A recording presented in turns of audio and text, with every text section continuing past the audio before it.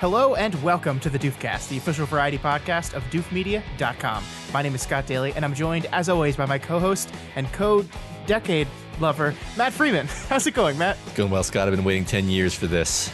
It's all come down to this. Yep. This is going to be an interesting episode of the Doofcast, Matt. We've never quite done something like this because it's never been a decade switch over while podcasts existed. That's not true. It's almost true. Podcasts existed before we did them. It's close to being true, and it's the first time that we've been doing podcasts, and there has been a decade switchover.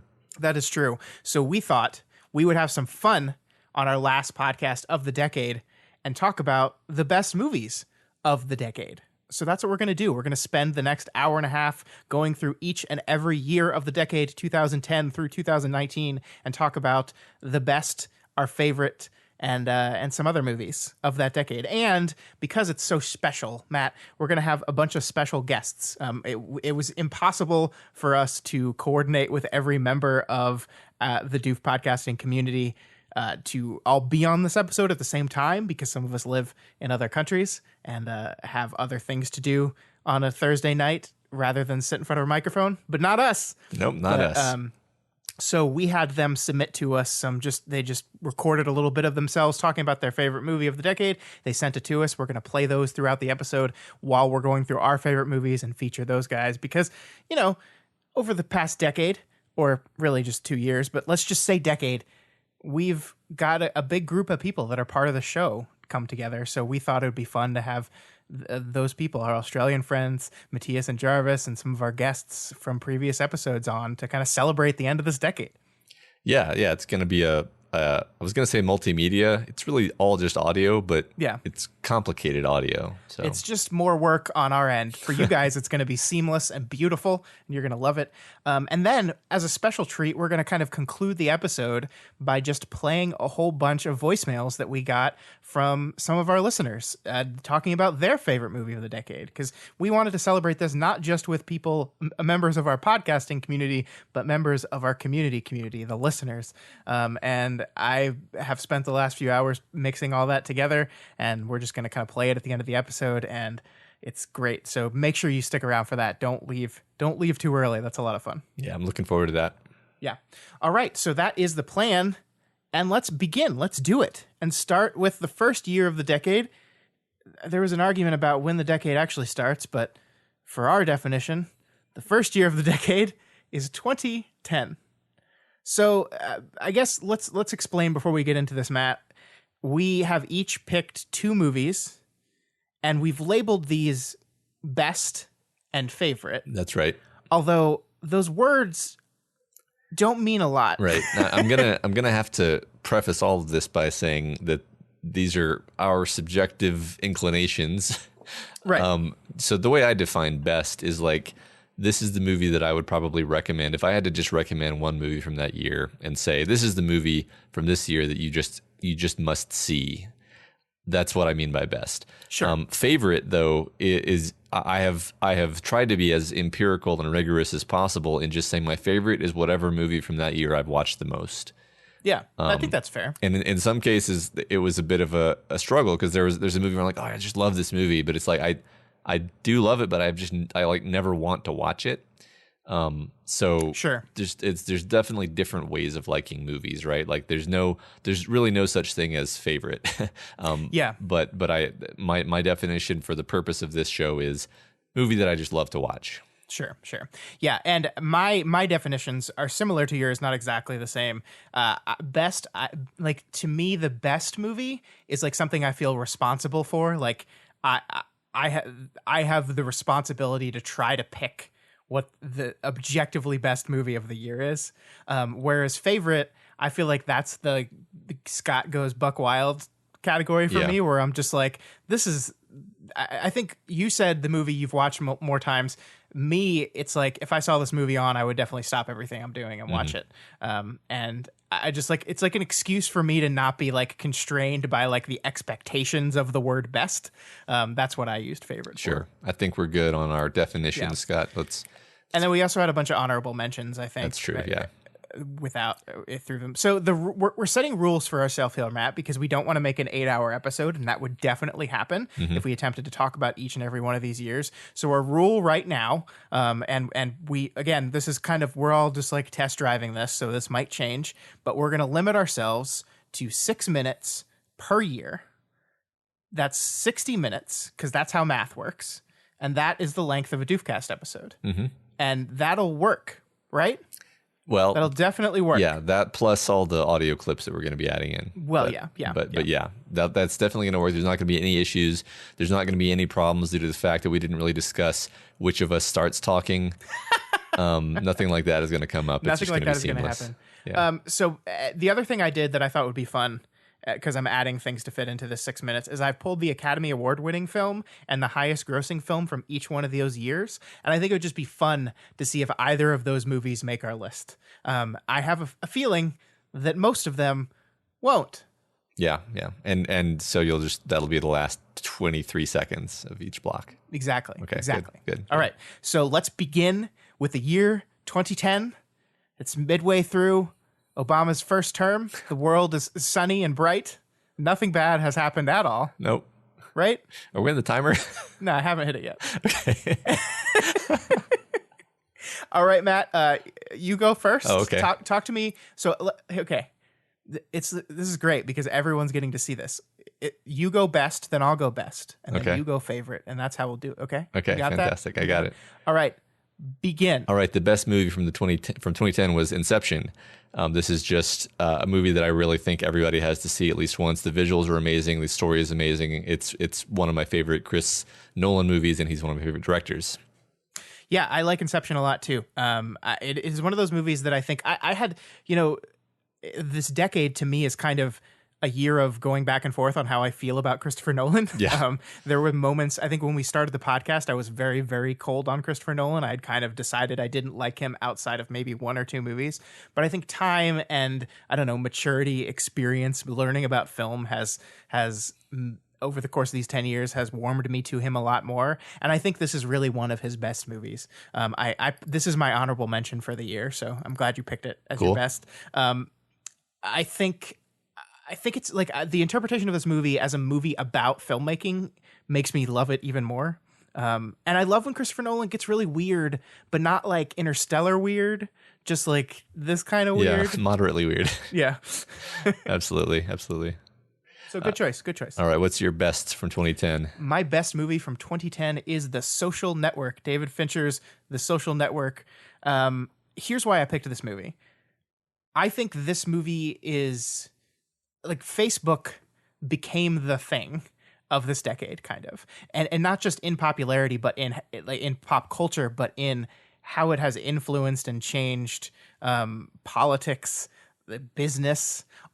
Like Facebook, it was big in 2010 when this movie came out, but it has become so prescient about what the decade was going to be about. Like this movie kind of about how Zuckerberg is actually kind of this asshole, and it was almost kind of sympathetic to him in a way, where he just, at the time, it was just like, oh, look at this like lonely jerk that like is right. a billionaire now, but he's miserable and sad. And I'm so curious how this story would look differently in 2010. Oh, totally. Because in 2019. The funny thing is, like, at the time, we felt like the movie was being too hard on Zuckerberg, and now in retrospect, we're like, oh man, we like that character relative to the guy we actually got. Right. So I love Fincher as a director. I think it's a beautifully written film as well. It's wonderfully acted. I think the opening scene of that movie where the girl breaks up with him and just says, it's not because you're a nerd, it's because you're an asshole. Yeah. I think it's such a beautiful scene. I really love this movie, and I think it is the best movie of 2010. Yeah, I like it a lot too. All right. What is your favorite movie of 2010? My favorite movie of 2010 is Tangled. Tangled. Definitely the movie I've watched the most times. It's one of those kids movies that I just enjoy the hell out of. I will laugh. There are aspects of it that I just think are fantastic. I think it's a great movie actually, and partially due to my kids, and partially just because I will never say no to putting it on. I've watched this movie more than any other movie from that year, and I genuinely like it too. So Tangled beats out Frozen in your book. I think Tangled is a better movie than Frozen. On top of having watched it more times than Frozen, yes. Great. Have you seen Frozen 2? I have not seen Frozen 2 yet. What No. What are you doing? You gotta get your kids out to I that will. movie. It's Christmas break now. We're gonna do all kinds of stuff. Yeah. All right. Yeah. Tangled. I just recently watched this movie. It was only after Disney Plus came out that I finally took the time to watch this movie, and I really liked it. I also played this movie in the hit 2019 game Kingdom Hearts 3, and it made me hate it because it was just like a bastard. I think playing that level in the game before watching the movie was a really bad idea because it's really just like a fast forwarded version of the movie, and I think it misses everything. And I was just like, "What? This is terrible. I have no idea what's going on. What is this? It's awful."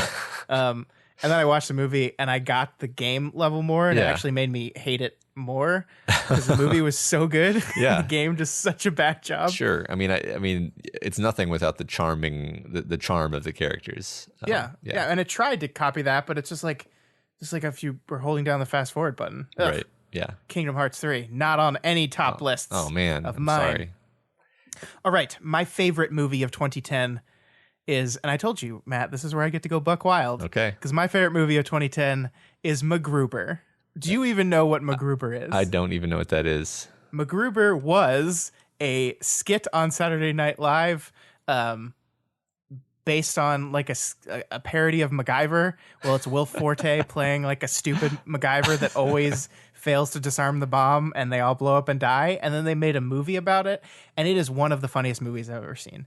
I adore this movie. It is hilariously funny. I think it has Kristen Wiig's seriously, no kidding, one of her best performances in it. I think it's so good. Val Kilmer is the villain, and Val Kilmer had a very rough decade, and he survived cancer, which is great, but he lost his voice, and so I just seeing him do this hilarious comedy routine. This movie, I think everyone needs to see this movie.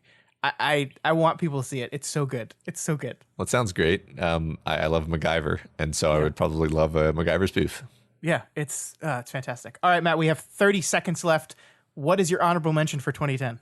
My honorable mention, Repo Man and The American are two movies where I forgot they existed, and then when I saw them on the list of movies, I was like, man, I like those. Those were fun, and I haven't thought about them in 10 years. That's great. Those are great. I on top of Inception, I listed Black Swan as one of my honorable mentions. Scott Pilgrim vs. the World, Shutter Island, the Martin Scorsese movie, and who can forget Winter's Bone?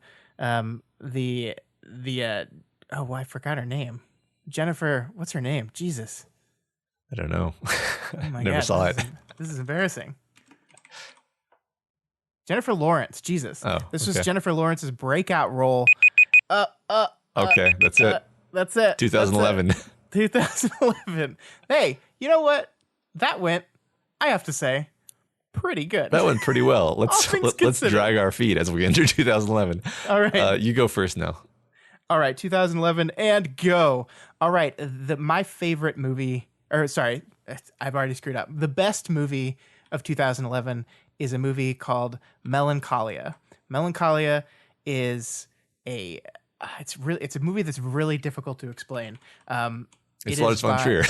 Yeah. So of course, I love Lars von Trier. I really do. I know he's super divisive and really I think I've loved every single Lars von Trier movie I've ever watched, and this might be my favorite. It is a movie that I think got a really bad rap the first time it came out, but it is this powerful kind of slow burn meditation on depression. I think it is a movie that captures the feeling and what depression looks and feels like more than any other movie I've ever watched. And Kirsten Dunst gets she is phenomenal in this movie, and she should be a superstar. And it's just weird that she never, outside of Mary Jane, she never broke out. And this is a movie that I think just didn't do anything when it came out, but people have looked back on it and just love it. And if you haven't given Melancholia a look lately, check it out. It's beautiful too. The visuals of this are just incredible. Sure, yeah, I like this movie a lot. Yeah, it's clearly a great film. It's one that I've never wanted to watch again though, simply because it's so effective at what it's trying to do. Yeah, hence best, not favorite. yeah, absolutely. My best. So I'm going to save us some time here, Scott. I'm just going to go ahead and say it. Best and favorite movie, 2011 was Drive. I didn't even need to look to see what you picked for this. I saw Drive on the list and I said Matt's going to pick this movie. Yeah. Why do you love Drive so much, Matt? It's just it's an incredibly beautifully executed film in every conceivable way. It is extremely original, and it's the kind of thing where the themes and the ideas are woven through the story. And what's crazy is that it's basically just like a car driving heist movie, like plot wise, but the plot like the plot is not the plot is just the frame on which this like journey is hung, right? It's really about this character. It's this study of this really interesting character, and everyone in it gives incredible performances. It's just one of the most watchable and also well-made movies in existence. It's one of my favorite movies ever. Yeah, I mean, this introduced us to Nicholas Winding Refn, who is a director I just adore. And I know this is probably his most commercially viable film. Yes. He's gotten more and more strange, and I've loved The Journey. I loved Only God Forgives. And what was the supermodel one that I'm blanking on now?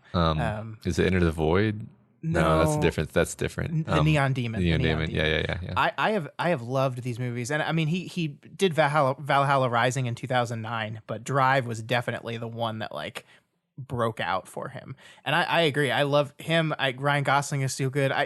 Carey Mulligan this might be one of her first movies, I think, and she is phenomenal in this. Yeah. I mean, he is the focus of the movie, of course, so she's not in that much of the movie, but she owns the scenes she's in him with. I think it's an incredible performance on her part. And I think the movie doesn't work without other people to play off of him, because his role is very stoic.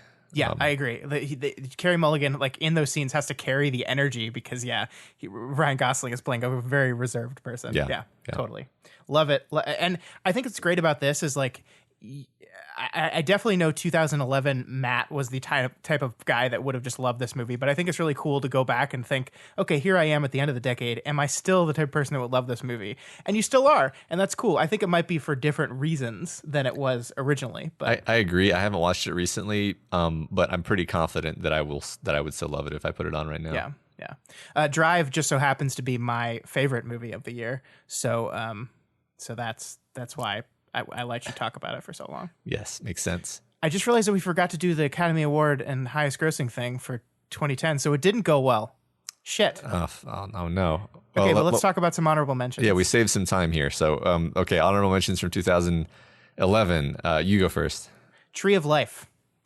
Love that movie. My wife hates that movie, so I had to put it in here just to upset her. Rise of the Planet of the Apes. I think the Planet of the Apes trilogy is one of the best trilogies of the decade, and the first movie was really good, and I liked it a lot, so I put that on my honorable mentions. Fast Five. Of course, you know how much I love the Fast and the Furious franchise, and Fast Five is the best one. And then Attack the Block is a tiny little science fiction movie that I really enjoyed. So those are my honorable mentions. Yeah, I really liked the Planet of the Apes movie. That was one that really shocked us at the time. We were like, oh my God, it's actually good. Mine were Limitless and Hana. Limitless is just such a fun movie. Like it really is. Yeah, I just like like fun the concept. I almost I feel like it might have even been like the favorite movie if Drive hadn't come out this year. Like that's how much I just enjoy watching it. Sure. But yeah, that's my. Do you ever watch that TV show, Limitless? I never have. No, I never have either. Yeah. All right. The Academy Award-winning film of 2011 was The Artist, and the highest-grossing movie was Harry Potter and the Deathly Hallows Part 2. So neither of those really did anything for us. I think it's amazing. 2010's Academy Award-winning film was The King's Speech, and neither of those two movies, I think, are very good. No. So good job, Academy. Yeah, I mean, I guess they've got some really powerful performances and specific moments that go really well on those clips. All right, that's it. We're good. I'm done. I was done talking. Just perfect. Let's move into 2012. And when we get into 2012, Matt, we have our first guest appearance. So let's hear from Jarvis. Hi, my name is Jarvis Lister, and I'm here to talk about a movie that came out this decade that I absolutely love. So a movie that came out this decade that I personally feel is one of my favorites. I would say it's the best for me because it impacted me so much, and it kind of sparked a lot of creativity in me that's kind of led me to this point that I am right now. And that movie is Looper. Not only is it a fantastic way to really deal with time travel, but it's telling a story that spans different trains of thought and like really questions what is moral, what is right to do, and a huge test of self-preservation, of love, and of how a unforeseen circumstance can turn into a huge thing, and inevitably maybe end you. So yeah, I don't know. I've seen it like 100 times, and I'm always picking out something new when I'm watching it. The world building is top tier. It's fantastic, and honestly, I feel if someone out there has not seen Looper, you need to stop right now and just watch it. I feel it's a movie that everyone can pull something from, even if it's not like something that you would like, because it is definitely a action drama. It is definitely a film that is spearheaded by Bruce Willis and is helped greatly by Joseph Gordon-Levitt. So yeah, I would say Looper is definitely my favorite movie of this entire decade. All right, so thank you, Jarvis, for submitting that movie. Matt, should we start the timer, or should we just talk about Looper for a sec? Let's just talk about Looper for a sec. Sure, Looper was on my honorable mentions list anyway. It's a great movie. Yeah, I think I really want us to do a Rian Johnson deconstructing director series. I think he's the perfect director for it. You know, we look for these directors that are kind of auteurs that write and direct, and Rian Johnson just kind of slots perfectly into that. And I think Looper is the film probably that got him The Last Jedi. It was a big movie for him. It's where I first learned his name, and then went back and watched some of his earlier stuff, Brick and Brothers Bloom. Yeah, it's got this distinctive aesthetic. The story is very strong and very clear. Yeah, and that's I think what you were looking for in somebody who's telling what is ultimately a very unusual story. Yeah, and like Jarvis said, a story that's kind of all about love and the choices to show people love, and how those choices, or to remove love from people, and how those choices echo in throughout our lives. It's I mean, like Bruce Willis says, I don't want to talk about time travel shit. Like, the time travel shit is just a tool to talk about the story about people. And that is what Rian Johnson does, is he uses these different genres, these different things, to just really dive into stories about characters. And Looper is a great example of that. Yeah. Cool. All right, let's start the clock and talk about our movies for 2012. And then after the goes off, Matias also picked a movie from 2012, so we're going to go back to another clip. Okay. But, oh no, I didn't have the timer ready. Oh God, phone. Okay, Matt, go. All right. The best movie that I saw in 2012 was Moonrise Kingdom. I blanked on the director's name, even though he's one of my favorite directors. That would be Wes Anderson. Wes Anderson is one of my favorite directors. And this is one of my favorite of his movies, I think. Although I don't know if I could pick a favorite, honestly. It's a beautiful movie. It's got a lot of my favorite actors. It's got some really great like child performances. The subject matter is very touching, and it's very unique. Like it pushes like kind of emotional buttons in your brain that like nothing else in your life has ever really touched. Sure. Which I always find valuable, where I'm like, oh, this is like genuinely new. Like it's one thing to say like, oh, this is a really excellent execution of blank concept. It's another to say, oh, this is not only is it excellent in execution, but I've never seen this concept before. Yeah, and that's what this movie is to me. Yeah, and I mean, it's a story about children, but it's a story that treats their emotions and the way they feel and the stuff that they're experiencing as real and serious. You know, like there's a version of this movie that is like, oh, ha ha, isn't it these silly kids doing these things? And there's some jokes to that effect in the movie, but at the end of the day, the core of the movie is this real feeling that these two people have for each other, despite the fact that they're young and they're children. And I love that the movie treats them that way. And I really love this movie too. It's adorable. I love Wes Anderson. Wes Anderson needs to be on this list, so I'm glad you put it there. All right, the best movie I picked from 2012 is Paul Thomas Anderson's The Master. I needed a PTA movie in this, and this is the one I picked because of primarily of the power play of Philip Seymour Hoffman across from Joaquin Phoenix. These are two of our best actors, and we lost Philip Seymour Hoffman this decade, and it's a tragic loss of a very powerful actor, and these two playing off each other in such amazing ways. I love this movie. I love the exploration of these characters. Amy Adams is in this movie as well, and she's phenomenal. I think Amy Adams is just, if I were doing actors of the decade, she'd be at the top. I love just about everything about this movie, but like you said, this is a movie that I have not gone back and rewatched, but the second I saw it, I knew it was going to be on my favorites because there's just something about it for me. Just something about, like, there's that one scene. Have you seen this movie? Yeah, no, I like this movie a lot. I've only ever seen it once, and so I just wasn't confident in putting it on my lists. But yeah, sure. Yeah. I've only seen it once too, but I'm reckless and different, so I threw it on there. But the scene, like some of the the Scientology auditing scene where Hoffman is just sitting across from Phoenix, and it's just acting. It's just acting at each other, through each other, with each other, and it blows me away. I haven't seen the movie since I saw it, but I've just sometimes pull that scene up on YouTube and watch it. It's incredible, and this is definitely the best movie of 2012. Awesome. All right, what's your favorite? My favorite movie of 2012 is Jack Reacher.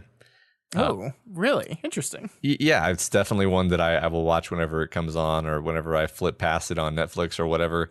It's just fun. I am a unrepentant admirer of Tom Cruise's like action performances, everything, everything, and it's a fun movie. Like it's got a lot of great action in it. It's got the kind of action that I like in particular.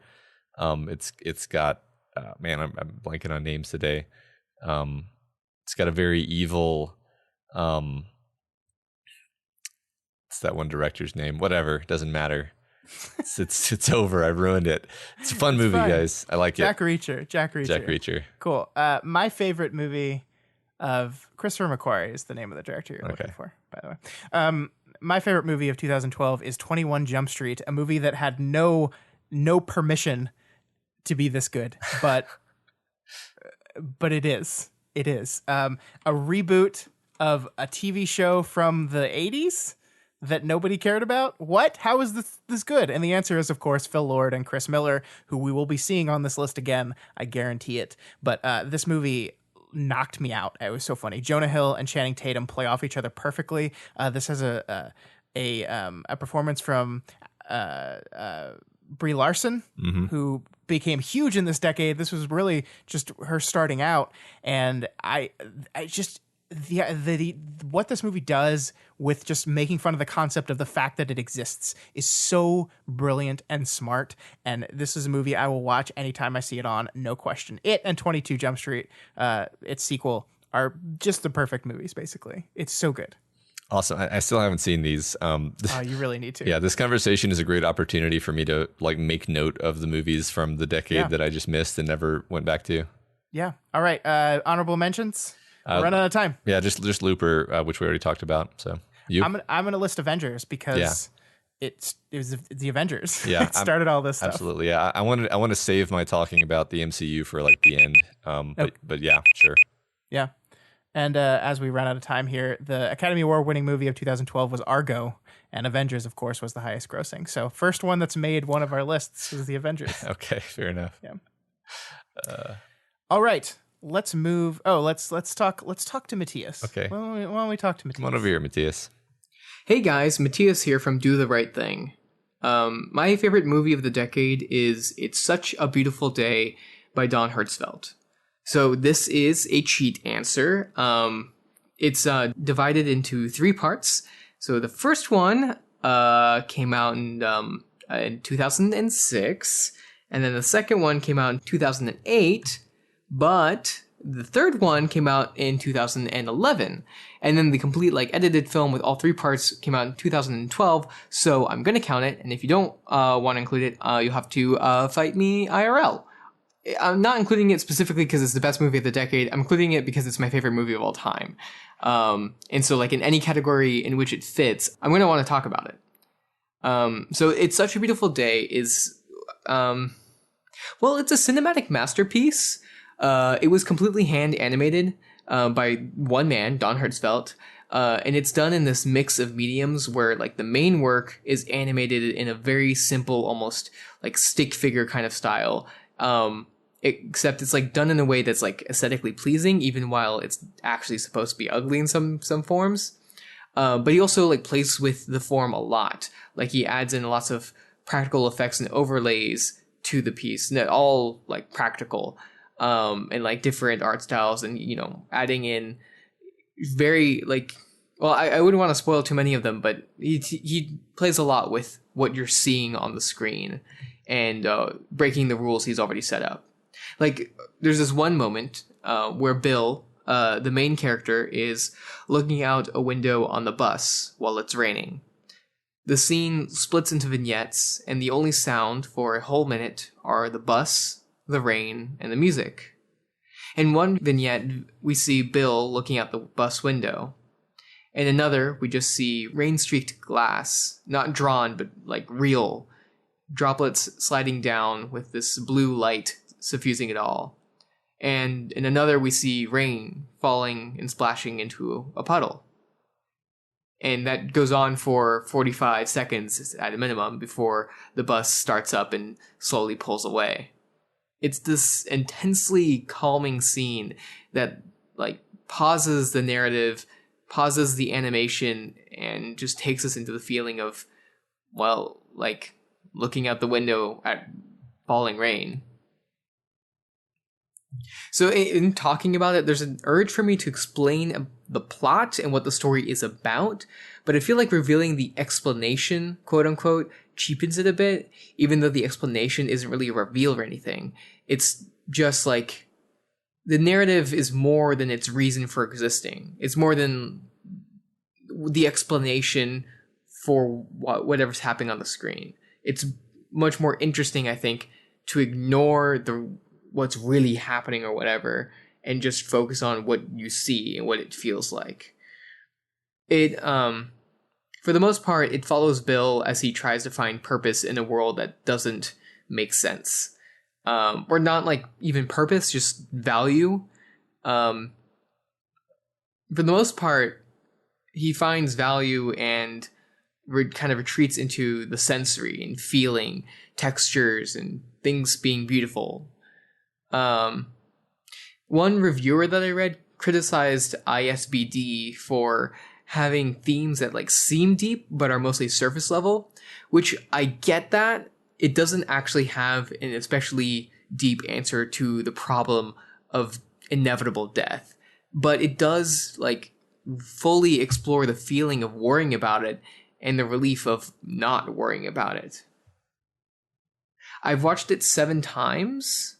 So while I don't notice that much more on the screen each time, I think I feel a little bit more each time, or a little bit different each time. And for me, that's really important because, I struggle to feel sometimes. It's introspective and dramatic and funny, but more than anything, it's beautiful in the emotionally affecting sense. I'm going to make you guys watch it at some point, so just be on the lookout. Let me know if you're about to, because I want to hear about it. Anyone on the Discord doing the same. I would do a slight trigger warning for just existential dread and things like that. Or not dread, but, dissociation. But if you can stand things like that, it's very, very good. Don Hertzfeldt has done a couple of things since then. You might already know him from Rejected, which is like Rejected cartoons, which is like funny and frightening. It's got this line, you may have heard of it, where someone's spoon is too big. So they say, my spoon is too big. He also did World of Tomorrow, which is his most recent thing, and I haven't quite fallen in love with it as much. And then there's also The Meaning of Life, which I think is his other masterpiece, and it's only 10 minutes long, so it's on YouTube if you want to sit down with the lights off and watch that or something. So It's Such a Beautiful Day is like barely part of the decade, but I think it's always going to be one of my favorite movies. At the very least, I'm mentioning it here just because all my other favorites are going to get mentioned for sure because they're popular and good and not art films and whatever. Not that this is like that unique of a take. I'm sure everyone that's seen this movie liked it. I'm pretty sure it has a 100% on Rotten Tomatoes and whatever. So anyway, go watch this movie. Just like make sure it gets the attention it deserves, like the time and the pacing and everything. Yeah, so thanks for doing this, guys. Thanks for putting it together. I think this is going to be really cool. All right, so there we have it. Had you seen this movie, Matt? No. I don't think either of us have seen this. No, I've only seen the one most recent Don Hertzfeldt thing, the World of Tomorrow. Yeah, and me too. It's quite charming. It gives, I think I have a sense of his style from that. And so Yeah. it does make me look forward to watching this. I also really enjoyed the Simpsons couch gag that he did. Yeah, that's really great.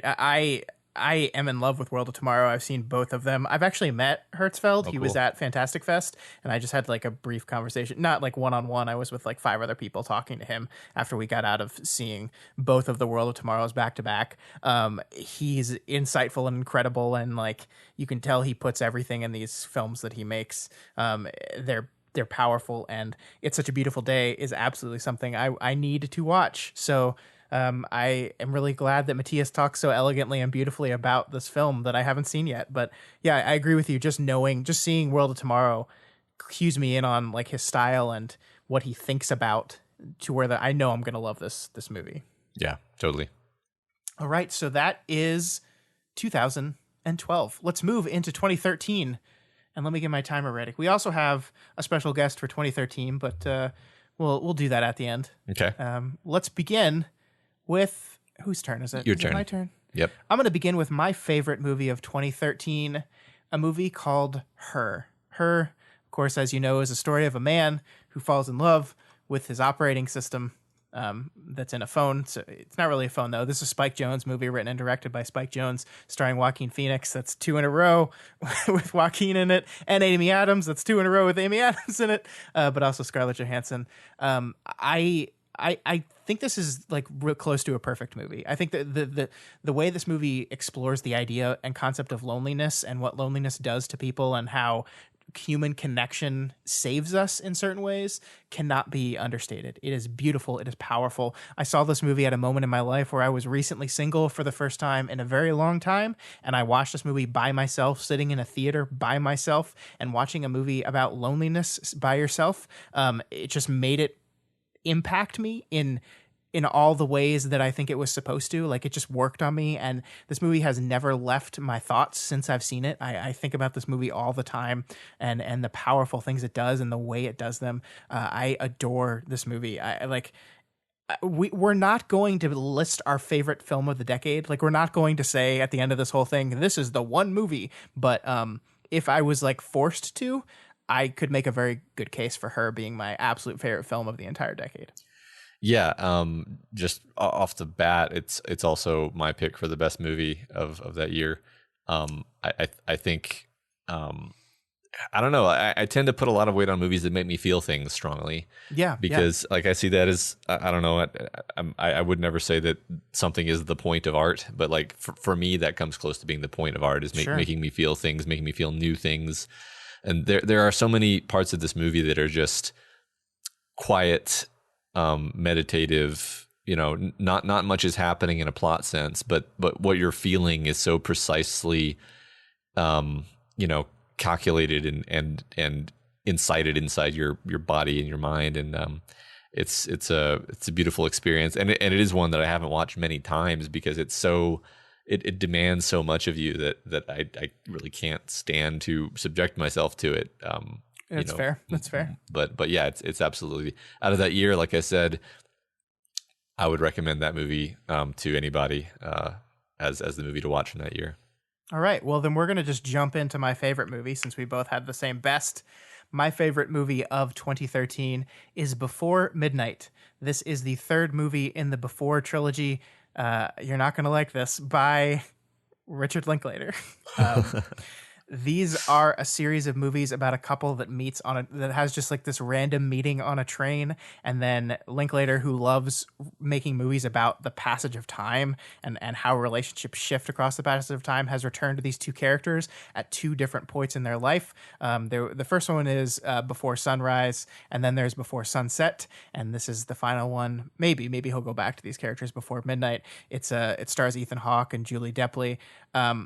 I missed these movies when they came out. I did not see this trilogy until it was released on Criterion Collection just a few years ago, and I watched them one after the other, and they quickly became some of my favorite movies of all time. I'm kind of cheating here because I treat them as a trilogy and I don't separate them. I don't know if I would say Before Midnight is my favorite of the three, but I see them as one cohesive thing. So I can't really separate them in my mind other than these are powerful movies that just really explore these relationships and what happens to them over time. And this one is not a particularly like happy movie. The relationship is not in a great place in this movie, but I just love the way it explores it and the way these two characters talk to each other. It's so sharply written. Julie Delpy helped write this movie. Her and Linklater wrote it together, and it is phenomenal. It's so good. If you have not watched the Before trilogy, even if you don't like Linklater, even if you're a person like Matt, I think it's worth the time because it's just wonderful. Some of the best dialogue ever. We had that conversation in Discord the other day. I think I might be ready to forgive Linklater. Oh, that's good. That's good. What's your favorite? Matured. My favorite movie is Riddick. This is a perfect Matt choice. Yeah. So what's funny is I didn't realize that there had been a new Riddick movie in 2013 until like 2018. I thought that there was the Chronicles of Riddick, and then I thought that was just like, sometimes they put short, whatever. I didn't realize it was actually a different movie. And so I watched it super, super late. And then I was like, oh my God, this is perfect. This is exactly what I always wanted from this franchise. And it's so fun. I'm not going to say it's like the best movie. I would never say that, but it's a really fun movie. And if you like sci-fi adventure, and especially the Riddick character and franchise, then this is a great movie. I liked this a whole bunch, so I agree with you. My honorable mentions for 2013 are Gravity. That was such a good movie. Did you like Gravity? Yeah, I liked it. It didn't blow me away as much as I think it did some people, but yeah, I liked it. Great. Also, Frances Ha, which has introduced us to Greta Gerwig, who's now gone on to become an incredible director of her own right. About Time is a movie that's really important to me in my relationship, which is, I think, going to be our guest's movie. And Short Term 12, which is Brie Larson killing it. How about you? What's your... Every time somebody mentions About Time, I think that they mean End Time, and I'm like, really? That's fair. Now you didn't get to tell yours. The Act of Killing, extremely serious documentary about a genocide. Oh, that's such a good... I wish I had put that on mine. Good job. Okay. The Academy Award-winning film of 2013 was 12 Years a Slave, and the highest-grossing film was Frozen. So once again, neither of those make our list. Nope. But let's hear from our third guest, shall we? Bring, bring, bring, bring. Oh, hi, everyone. It's Elyse Daly from the show What You Say, here to talk about my favorite movie from the decade, 2013's About Time. And that's right, it's about time I talk about this, because this movie stars Rachel McAdams, Domhnall Gleeson, and also has my guy, Bill Nye. Why is this movie so great? Other than the fact that I love it, it's great because classic love story, boy meets girl, boy can't find girl, boy-girl fall in love, wonderful music and just great romance. But the real good thing about this is the relationship between the parent and the child, and just the acknowledgement of what that relationship is and can be. So you should all watch it. I'll get a good cry, and it'll be wonderful. The happy cry for the happy new year. Goodbye. Bring, bring, bring, bring. Oh, hey guys, it's Elyse again. Sorry, I left some important things out about time because Scott got mad that I didn't talk about how this is a really important movie to him and I's relationship. I don't think that's right grammar, but it's an important movie. It was a lot of the songs in our wedding, and it also has to deal with time travel. But that's not, I mean, it's a good part about, like learning to cope through life and loss. And that's really the part that I cry out about each time. And if you want to listen to why, you should really just listen to that old episode of our show that we did about this. Don't remember which one, but it was good. Look for it in our old title, Vow to View. Vow to view that about time. Okay, bye. Well, there's my beautiful wife, Elyse. With her favorite movie of the decade. That's great. I've never seen this movie, but I'll watch it and I'll have a good cry. Yeah, it's by the same guy who did Love Actually and this year's Yesterday, so it's that kind of tone to it. But I love this movie. I can't speak objectively about this movie, as Elyse mentioned. It's very important to our relationship, and so it's invariably connected that way. But I loved this movie before I met Elyse, and she just made me love it more. And I didn't get mad at her. I just was commenting on the fact that she finished this talking about this movie about time travel and didn't mention time travel once. And I said that was funny. And she's like, okay, fine. Let me record something else. That was great. Yeah. All right. So let's move right into 2014. Let me get my timer up so we can talk about that year. And Matt, your turn to go first. What is the best movie of 2014? So I just kind of gave up on picking a best movie for this year, and that's another way of saying you cheated. Yeah, I cheated. The entire year I cheated. This was a fantastic movie for year for movies. It was. The best movies of this year that I would recommend that everyone has to watch are Nightcrawler, Whiplash, and The Grand Budapest Hotel. These are all movies that everyone has to watch. These are all amazing, incredibly well-made movies with wildly different, powerful tones that just you think about them for a month after you see each of them individually. If you twisted my arm, maybe I would say Whiplash, but you find me on a different day, and I would definitely say Grand Budapest. And then you find me the next day, and I'd say Nightcrawler. This is an incredible year for movies. Yeah, I totally agree with you. So much so that the two movies that I picked for best and favorite are on that list of yours. I picked Nightcrawler as the best movie of 2014.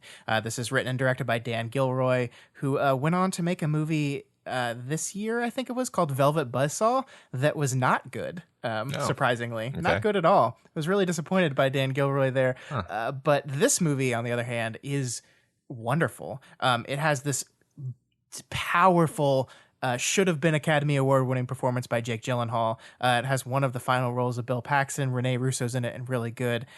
This is kind of a prescient movie. Well, maybe not prescient. I mean, it's capturing into like a zeitgeist that we all were aware of. This idea of the willingness of people to go too far to get rich, and then just tapping into this innate human desire of people to just want to see disturbing, disgusting, horrible things, and how that is abused and leveraged by the media in some ways. Yeah. 2014 was really kind of before we really started, like it was before fake news media was in our lexicon, right? Because this is pre-Trump really. But it became such an important part of the last half of the decade. Yeah, totally. I mean, this is one of those rare movies that has just a really despicable protagonist, but pulls it off perfectly. Yeah, God, Gyllenhaal, incredible. Like I always liked him, but this movie, the transformation he makes in this movie, he lost a bunch of weight just because him looking gaunt would like make his performance like push more. Like it was just more disturbing, more out there. Oh, it was so good, so good. Yeah, I agree. All right. And this had Riz Ahmed in it, didn't it? I'm not sure. I don't remember that clearly. That might be. I feel like I've seen Whiplash much more recently, which is why I'd maybe rank that one a little higher personally. But yeah, definitely a great movie. Yeah. Sure. What was your favorite movie? My favorite movies were Edge of Tomorrow and Lego Movie. Definitely watched Lego Movie the most times because the kids love it. Rightly so. It's a great movie. This is one that I legitimately am like, yeah, this is just an incredibly well-made movie. Like it's not a guilty pleasure. It's just a good movie. Edge of Tomorrow, slightly more of a guilty pleasure. It's the whole Tom Cruise doing a sci-fi action thing that I'm just sucker for. Sure. I'll watch that movie anytime it comes on. But Noticing a theme in these Tom Cruise movies that you're there you're is. I'm certain that they know what appeals to me personally, and they keep making it. So yeah. How about you? My favorite is the Grand Budapest Hotel, which you listed as your best. This is where I needed to put my Wes Anderson, and I love Moonrise Kingdom. I love just about every film Wes Anderson does. I think this is his best work. It has the whimsy and that Wes Anderson-y style, but like Rushmore and like Royal Tenenbaums, this movie gets very emotional. It gets dark. Like the end of this movie is very sad and very dark, but it's just a beautiful film. Ray Fiennes' character in this is incredible, and I love what it does with him and what it explores and how he does it. Like I will watch this movie constantly, and one of the most annoying first world problems I have is that the Criterion Collection has released a version of every single Wes Anderson movie except for this one. For some reason, I don't know why. And like Criterion, I don't get that many Criterion films, but I do get them for films I really, really love because the extras on them are usually so good. And I want this movie on Criterion, and I don't know why I don't have it, and it really annoys me. It's such a beautiful movie. This is absolutely one for me that I watch every time I see it on. Like, has everything I love about Wes Anderson, and then it's definitely him trying to explore new things and trying to show like light in darkness. You know, like it's a World War II type of thing where fascism has kind of reigned its ugly head, and there's this place that's trying to push out against it, and ultimately doesn't succeed. Like that's the saddest part about it. Is ultimately, I think the saddest line in the movie is like where Mr. Gusteau's world had disappeared like long before he died or something. Like it's just this tragic, like, I don't know. There's something very beautiful about it, even as it's very sad. Yeah, no, it's super sad. I mean, but you just talking about it now made me think like, man, I need to rewatch this movie like as soon as possible. All right, honorable mentions. I stopped listing honorable mentions because my specific mode of doing honorable mentions was like, I remember this movie suddenly and it made me feel things. But 2014, I already listed 5 movies for that year. Sure. You tell us yours. I said Locke. Yeah. The movie Locke, the Tom Hardy movie. And only I love that movie. I'm ignoring the timer. Shut up, timer. I love that movie, but also it's my honorable mention because it's the first movie I wrote a film review of ever. Yeah. And I probably would hate it now, but I was really proud of that review when it first came out. So I thought that was a really great movie. So yeah, I like that movie a lot too. I remember you recommending it, and I watched it on your recommendation, and it was great. And everybody should see that one. All right, 2004 Academy Award winning film Birdman. And highest grossing film of the year, Transformers: Age of Extinction. Jesus. Remember when Transformers movies made a lot of money? Wow. You remember that? No, I mean, yes, but hard to believe. All right, let's move into 2015. And I think we got to hear from Elliot. Let's hear from Elliot. As I'm sure has already been brought up by other people, being asked to pick your movie of the decade is it's no small task because there's so many different things you can like about movies, and trying to sort of pick one that represents everything for the decade is pretty tough to do. And like, I had a bunch of movies I considered bringing, things that have brought something new or really changed up and improved existing sort of genres like Guardians of the Galaxy, classics like Mad Max, something that just blew me away, like Into the Spider-Verse, even Solo, a Star Wars story, which finally made Star Wars worth watching. But I think there are other people who will submit all of those. So I tried to think of a film that deserves to be submitted but might get overlooked while still trying to represent everything I think a film that you're calling the best of the decade should have. And so I've gone with Pixar's Inside Out, which is probably my favorite of all the Pixar films, which, that's like saying something's my favorite type of pizza. It's the best of the best. And for me, especially, Inside Out came out at a really important time for Pixar because their previous 3 movies, I think, had been the worst or the least positively received 3 in their entire history. Like it was starting to look like they might have lost their spark after things like Cars 2. And then Inside Out hit us with this completely new franchise It wasn't a sequel or anything. It was just this completely original movie that was absolutely fantastic, and to me proved that they weren't going anywhere. I mean, as a good Pixar film, the visuals, the voice acting, the script, how it makes you laugh and it makes you cry, that's almost a given for a very good Pixar film. So I don't feel like I need to go into that too deeply. What I think really pushes Inside Out across the line for me is just this fantastic message about mental health and growing up, and the way it's conveyed. Like this metaphor of your main emotions being beings inside you that are sort of, taking turns or trying to tip the balance of how you respond is so good. It's something I would see you finding in a child psychology textbook. As someone who's never even seen a real child psychology textbook, it just seems like such a perfect metaphor. I could see someone actually using it to help children, develop and get through problems. And again, the central message of this film, the idea that Riley, the main character, is sort of just pushing happiness and letting her sadness, go unused, and that actually leading to sadness kind of becoming more powerful and taking over. That's just such a universal, relatable and beautiful message. This, I think there's no one that this doesn't apply to on some level. And of course, it's Pixar, so it's done in such a visually pleasing and entertaining way.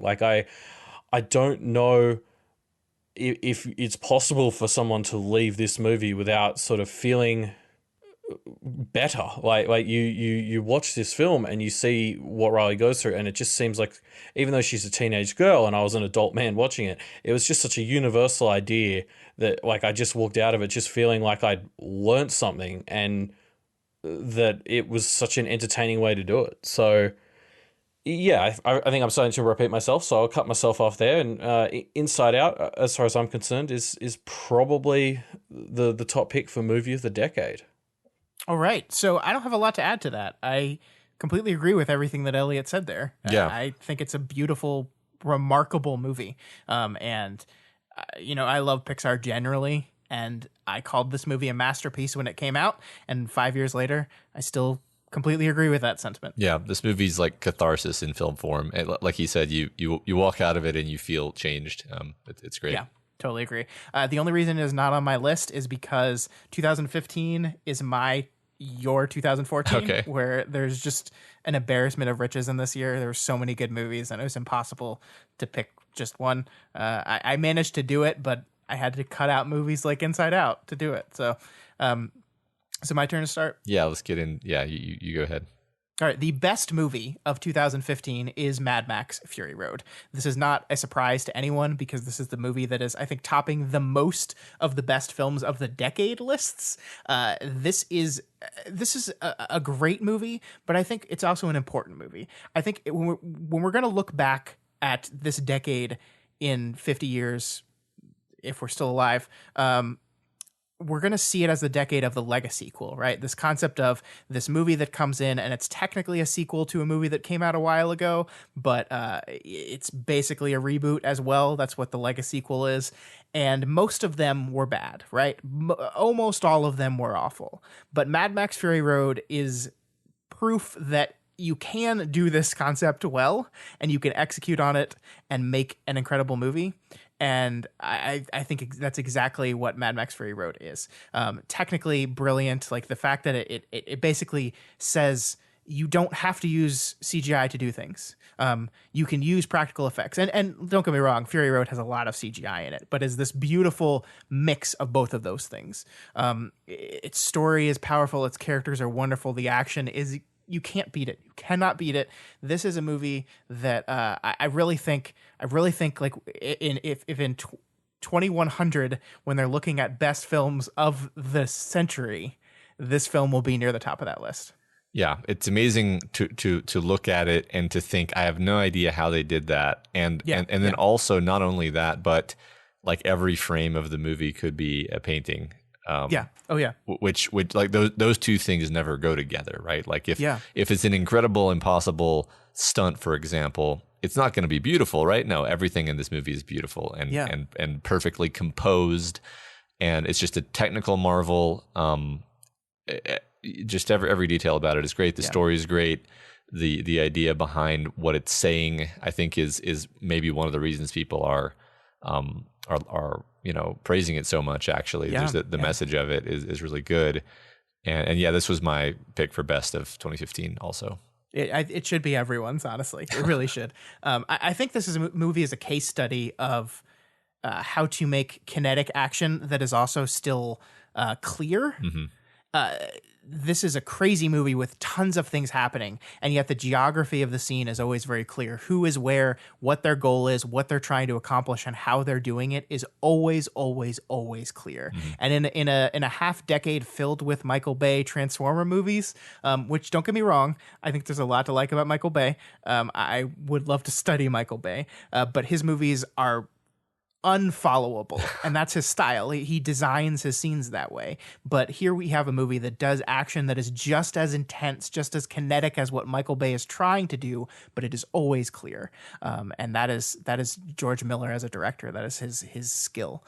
It's such a good movie. Yeah. All right, my favorite movie of 2015 is not Mad Max Fury Road. I mean, it is, but also I have to talk about Creed. I have to talk about the other Lego sequel in 2015, the Rocky franchise. Those of you that have been listening to this podcast will know that the Rocky franchise is one of my favorite franchises, and Rocky is one of my favorite movies of all time. I love the character, I love the movies, and I think Creed is a movie that took that concept and said, let's bring it to a new generation, but let's do something different with it. It honored the past that it came from with Rocky, and it forged a new future in Apollo Creed's son, Adonis Creed. And it did it in this really powerful way. I wept in this movie, just because of the things that the movie was doing, but also just my love of the franchise in general. Creed 2, not as great, but just this movie is a miracle to me. It's just like there's no reason like an 8th sequel to Rocky about Apollo Creed's son should be good. Like, that's a ridiculous sentiment, but somehow they do it. And I loved Creed, and I will always love Creed. Yeah. Michael B. Jordan. It's just so good. Yeah, it's a really good sports movie, and we all know you have a soft spot for the franchise. That is too. I can't not. That's a good one. Mm-hmm. Ryan Coogler. Yes, I was trying to think of his name. Great director. Can't wait to see what else he does. Yeah. What's your favorite movie? My favorite movie for that particular year was The Martian. That is one where, I mean, I think that there's going to be a running theme of my existence that sci-fi will always get a couple extra points for me, and The Martian is like this great kind of like realistic sci-fi that we actually don't get very much of, where it's, the conceit is like, he's on Mars, but like we're not pretending we have magical technology. It's really a human story, but it's a human story with fantastic like near-term sci-fi trappings, and I love it. It's Ridley Scott, and it was one movie where I was like, okay, I'm gonna give Ridley Scott a little bit more slack, because this is just so well put together, and and like I said, it's a feel good movie, right? Yeah. So anytime it's on, I want to watch Matt Damon figure out how to survive on Mars, and then survive, and then everybody's happy. The end. Yeah. It's fun that we've now reached the point in the decade where you and I were making podcasts together. Yeah, totally. Because that is what this is one of the first movies / books we did a podcast on. Yeah. And I love this movie too. I really do. So that's The Martian, Matt's favorite movie of 2015. Mm-hmm. The Academy Award winning movie of 2015 was Spotlight, which makes the first movie of the decade that won an Academy Award that I unquestionably love. I liked some of the other ones, but Spotlight is a great movie, and I was happy to see it win. Yeah, I forgot about that movie, but yeah, it was a good movie. Yeah. And the highest grossing movie of the year is Star Wars: The Force Awakens. It's hard to believe that was only 4 years ago, Matt. I know. She got so many Star Wars movies now. Mm-hmm. Okay, cool. All right, let's move into 2016. And I believe, it's your I think turn. it's my turn. What is the best movie of 2016, Matt? The best movie of 2016 is Arrival. Ah. Agreed. Yeah, it's just like, it's funny. There's only so many words you can use to describe something that is the best movie. But like, I think a lot of it does lend itself to the fact that it comes from this really fantastic and unique short story, Story of Your Life, which we recently covered on a different podcast. The short story kind of has the kernel of why this is such a startlingly good narrative. But then, of course, Denis Villeneuve just executes it marvelously. Amy Adams? Is that Yes. right? Just carries it. She carries the movie. It's her movie. It's absolutely stunning. I don't know. I'm a parent, but I think whether or not you're a parent, it will destroy you. Yeah, I am not a parent, and it destroyed me. I saw this movie at a film festival, surrounded by people I didn't know, and I was weeping. Yeah. And I was not the only one. Yeah. I think what I said about it after I'd seen it was just like, it will make you a better person. And I stand by that. I feel like it's the kind of thing where it shoves you into perspective, where you're like, I should be appreciating my life more. Yeah, and I'm so glad Denis Villeneuve makes our list, because he's one of my favorite directors working right now, and this is, I think, one of, if not his best movie. Mm-hmm.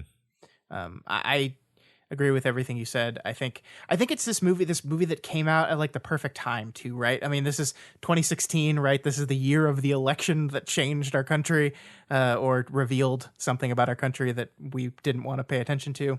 And it is a movie about governments and people finding a way to communicate. And obviously the movie was created before all this stuff happened, so this movie was not a reaction to the political climate of our world and our country, but it came out right at the time people were thinking about those things. And it to me was like this. I saw it before the election, and then when it came out, I watched it again with my wife, and it took on this whole other meaning the second time I watched it because of the events of November. Mm-hmm. And I think it just, sometimes movies just fall in the right place at the right time, and it made me hopeful, and it made me optimistic about our future. And I don't know what is better than that. Yeah, that's great. All right, what is your favorite movie of 2016? Moana. Ooh, interesting. Yeah, it's one of my favorite animated movies. I think my kids loved it. I loved watching it with them. I love all the songs. I think they're great. It made me feel. I would say it made me like feel things more strongly than most animated movies. Like I like animated movies. I consider Aladdin to be a genuinely great movie. But this movie, like, there's a few moments in it where I tear up, which I would say is rare for an animated movie. So, and I'll watch it anytime. It's a great movie. Yeah, I like Moana a lot too. Great pick. I picked Sing Street, which is a movie directed by John Carney, who did the movie Once, and he did Begin Again. He does these kind of music movies. They're not musicals. I mean, I guess they kind of are, but they're movies that use music and are about music kind of at the same time. It's about this kid in Dublin, Ireland in the 1980s who like falls in love with a type of 80s type music and creates a band, and falls in love with this woman on the street. And it is just this like adorable, cute, wonderful little film, with some really, really good performances in it. Jack Rayner plays the older brother of the kid, and I was like, I think this was the first movie I saw him in, and he's a really great actor, and he's he plays such a minor role in this film, but he's like the emotional core of it, and the music is phenomenal. Drive It Like You Stole It, I still listen to that song all the time. It's like this perfect mashup of just 80s type music.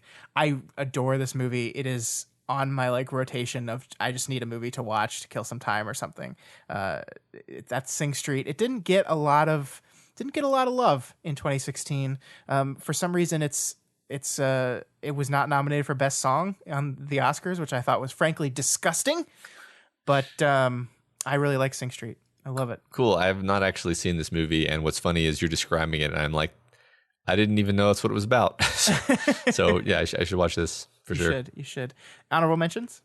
I did not have any pulled out. Okay. Well, I got a bunch. Okay.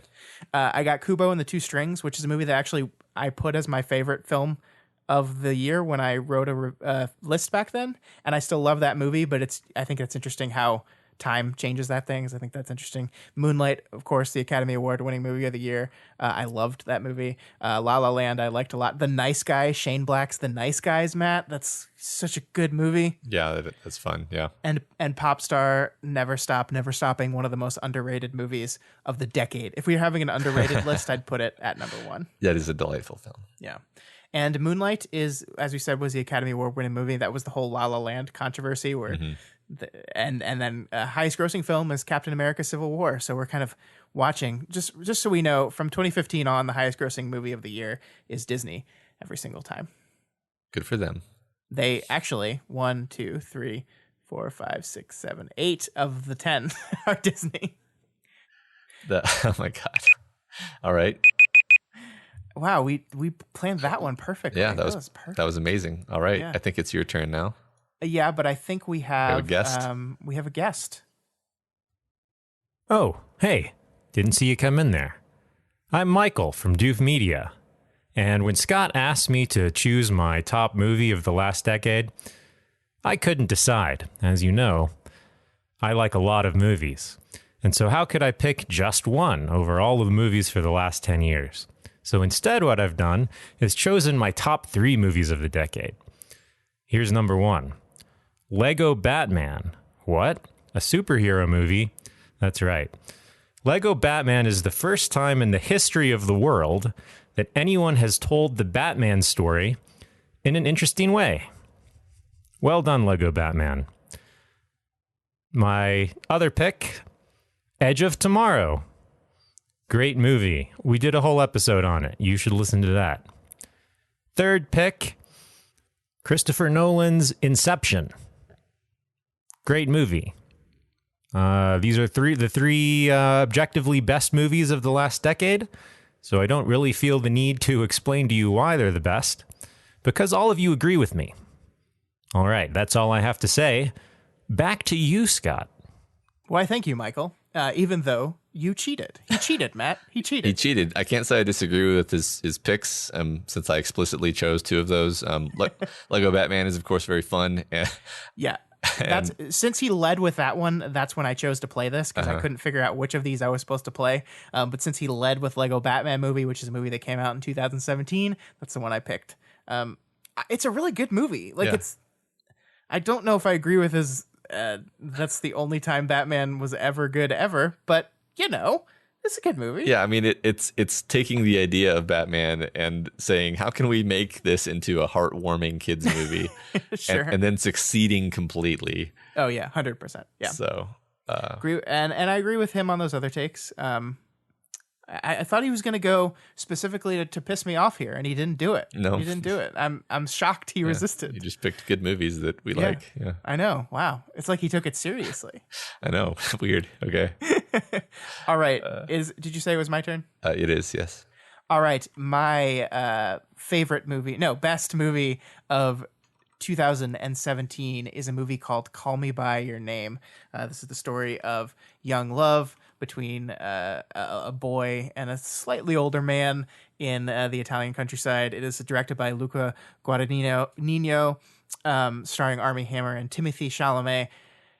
I think one of the things that I look for in these lists is I'm looking down at the movies of the year, right? And I'm waiting to see what jumps out at me. And the second I reminded myself that this movie came out in 2017, the first thing that I remembered is there's a scene at the end of this movie between Timothée Chalamet's character and his father, and it is one of the most powerful scenes I have ever seen in a film. His father's played by Michael Stuhlbarg, and it is it is a scene that manages to sum up the entire idea of the movie in a beautifully poetic and wonderfully shot way. and it is just a scene that has stayed with me for these 2 years. I think the movie is absolutely beautiful. Like it takes the setting, which is like Tuscany in the summer, and uses the setting to weave this like beautiful story, just like drinking in the architecture and the countryside to kind of enhance this budding love story between these two characters. Timothy Chalamet is excellent. Armie Hammer is so good. Like after Lone Ranger and a bunch of other stuff that Armie Hammer's been in that wasn't that great, I was like ready to write off Armie Hammer, and then he busts into this movie and just absolutely kills it. I love Call Me by Your Name, and it is absolutely the best movie of 2017. All right, I haven't seen that one, so I can't really comment. That's fair. Which, I mean, it's surprising though. I think I've seen every other movie that you've picked for your best category. So that definitely feels like the deficiency I need to rectify. Yeah, Matt. Definitely. All right. Well, my best movie of 2017 is Blade Runner 2049. Good answer. I yet again we have the Sci-Fi Premium, we have the Ryan Gosling Premium, and we have the Denis Villeneuve Premium. Yep. So everything about this movie is brilliant. If you haven't seen it, I'm speechless. It's like seriously, it's like a movie made for me. Like people say Blindside is like the book made for me. This is the movie made for me. Sure. Yeah. So but aside from that, I think it's just objectively well made in every dimension. That's my pitch. Yeah, I think you're right, and I'm so upset that this movie didn't do that well. Mm-hmm. I mean, like, I'm mad about it, but also I hold it as this badge of honor, kind of, that like you and I are one of the very small crowd of people that just look at this movie and are like, yes, this is beautiful. Everything it did was great. I mean, the cinematography, dude, like, holy shit. Like, Blade Runner was a good looking movie. Blade Runner 2049 is an incredible looking movie. Yeah. It is so good. The attention to detail, the beauty of every composition, the lighting, it is so good. And like some people have like attacked the story for being kind of weak, and maybe that argument has merit. I don't buy it, but even if it's true, I think on cinematography alone, this is one of the best movies of the year. Yeah. If not the decade. I think the story is great. I think maybe sometimes people are focusing on aspects of the story that are not what I see to be the point. Sure. And what I see to be the point is a great story. Which I find very moving, actually. All right. What's your favorite for 2017? My favorite movie of 2017 is It, Chapter 1, I guess. When it came out, it was just called It. You guys know I love Stephen King. This is one of the best Stephen King adaptations. It is one of my favorite Stephen King books. I think it's an incredible novel. It is one of those movies or those books that I've read multiple times throughout my life, and it means something different to me in each reread, because as I'm growing up, I'm moving further away from the kids as they were young and getting closer to the kids as they're an adult, which is a very strange experience. But I think this movie captures everything that was great about at least the child section of the book, the friendship between these characters. Stephen King is a guy that he uses plot to explore character, and the plot of this story matters, but it's mostly about this friendship and these group of these kids that find each other and find strength in each other and go through one of the most horrible ordeals that anyone could imagine together. And the movie just captures that idea perfectly. And I can't believe it was good. And which is all the more reason why It Chapter 2 being so terribly disappointing breaks my heart. But it is my favorite movie of 2017. Cool. Yeah, I haven't seen this one either. But I haven't seen the old movie either, and I'm wondering, do you think I should read the book before I watch this movie? You don't have to. Okay. You don't have to. I think you should read the book. It doesn't have to be before you watch the movie. I think I see them as separate things. Okay, and that's fine. Okay, cool. Some honorable mentions. Lots of them. Yeah, a whole bunch of them. Lady Bird. Your Name, that anime we watched. I like that a lot. Yeah, it came out in 2017. Get Out. Jordan Peele just busted onto the scene, showing how much of a badass he was. I love that movie. Yeah. The Last Jedi. Best, yeah. the objectively best Star Wars movie, not a controversial opinion at all. No, everyone agrees. I didn't get my favorite, which was Thor Ragnarok. Oh, I'm so sorry. That's fine. That's my fault. It literally, like, I think it might be my most enjoyed Avengers film, and the one I've watched the most times because my kids love it too. So that's my very simple to explain why that's the favorite. I don't understand why that's a controversial opinion, but apparently it is. Yeah, a lot of people. Thor Ragnarok is a great movie. A lot of people find it silly. I think it is most definitely silly. It is silly. But it's silly in a way that I dig. And again, like I've learned to kind of just be like, yeah, my kids kind of have a degree of unjaded taste, if that makes sense. Like if they enjoy something a lot, then I'm just like, yeah, okay, it's probably actually good then. Yeah, that's fair. That's fair. Yeah. It also, I think, is the beginning of your love affair with the MCU, which will continue through the next 3 years, I believe. Yes, it will. Yeah, I think I'll save talking more about that for sure. Yeah, for right now. Let's hear before we leave 2017. Let's hear from Reuben because he has some thoughts as well. My favorite film of this decade is Three Billboards Outside Ebbing, Missouri from 2017. So Martin McDonagh, the director of this movie, has only done 3 movies, and his first film, In Bruges, is still one of my favourite films of all time. So when, in 2017, this movie came out, my levels of hype for it were really, really high. And it's, you never really expect a movie to live up to the hype. And so I went in kind of expecting it to, at best, meet my expectations, at worst, not meet them. But Three Billboards Outside Ebbing, Missouri exceeded them. It's an incredible movie. It's so well written. All of McDonagh's films are really funny, of course, but I think where Three Billboards differentiates itself is that it's not just funny, it's also deeply, deeply emotional, and it has more to say than I think his previous films have had. Frances McDormand won the Oscar for Best Actress for this movie in 2018, beating out, a bunch of really other incredible performances. Actually, Sam Rockwell also won Best Supporting Actor for this movie, and Woody Harrelson was nominated in the same category. So this is a movie that has 3 core characters, and all 3 of them were nominated for Oscars, and of course only 2 won because it would be literally impossible for all 3 of them to win. But I think if it would have been possible, then they would have, because the core performances in this movie are incredible. Frances McDormand, of course, does excellent, as does Sam Rockwell, but I really do think Woody Harrelson gives what might be his best performance in this movie. Woody Harrelson is an actor who's always kind of cast as the same character. He's the kind of tough talking guy, but playing the police chief in this film, he really brought a level of nuance to his normal machismo that I thought was incredible. Of course, there are other characters, there's supporting cast, and they all do really well as well. Peter Dinklage does an amazing job. He brings one of my actual favourite emotional scenes, as well as, of course, some comedy. The thing I really like about Three Billboards is it is such a simple premise.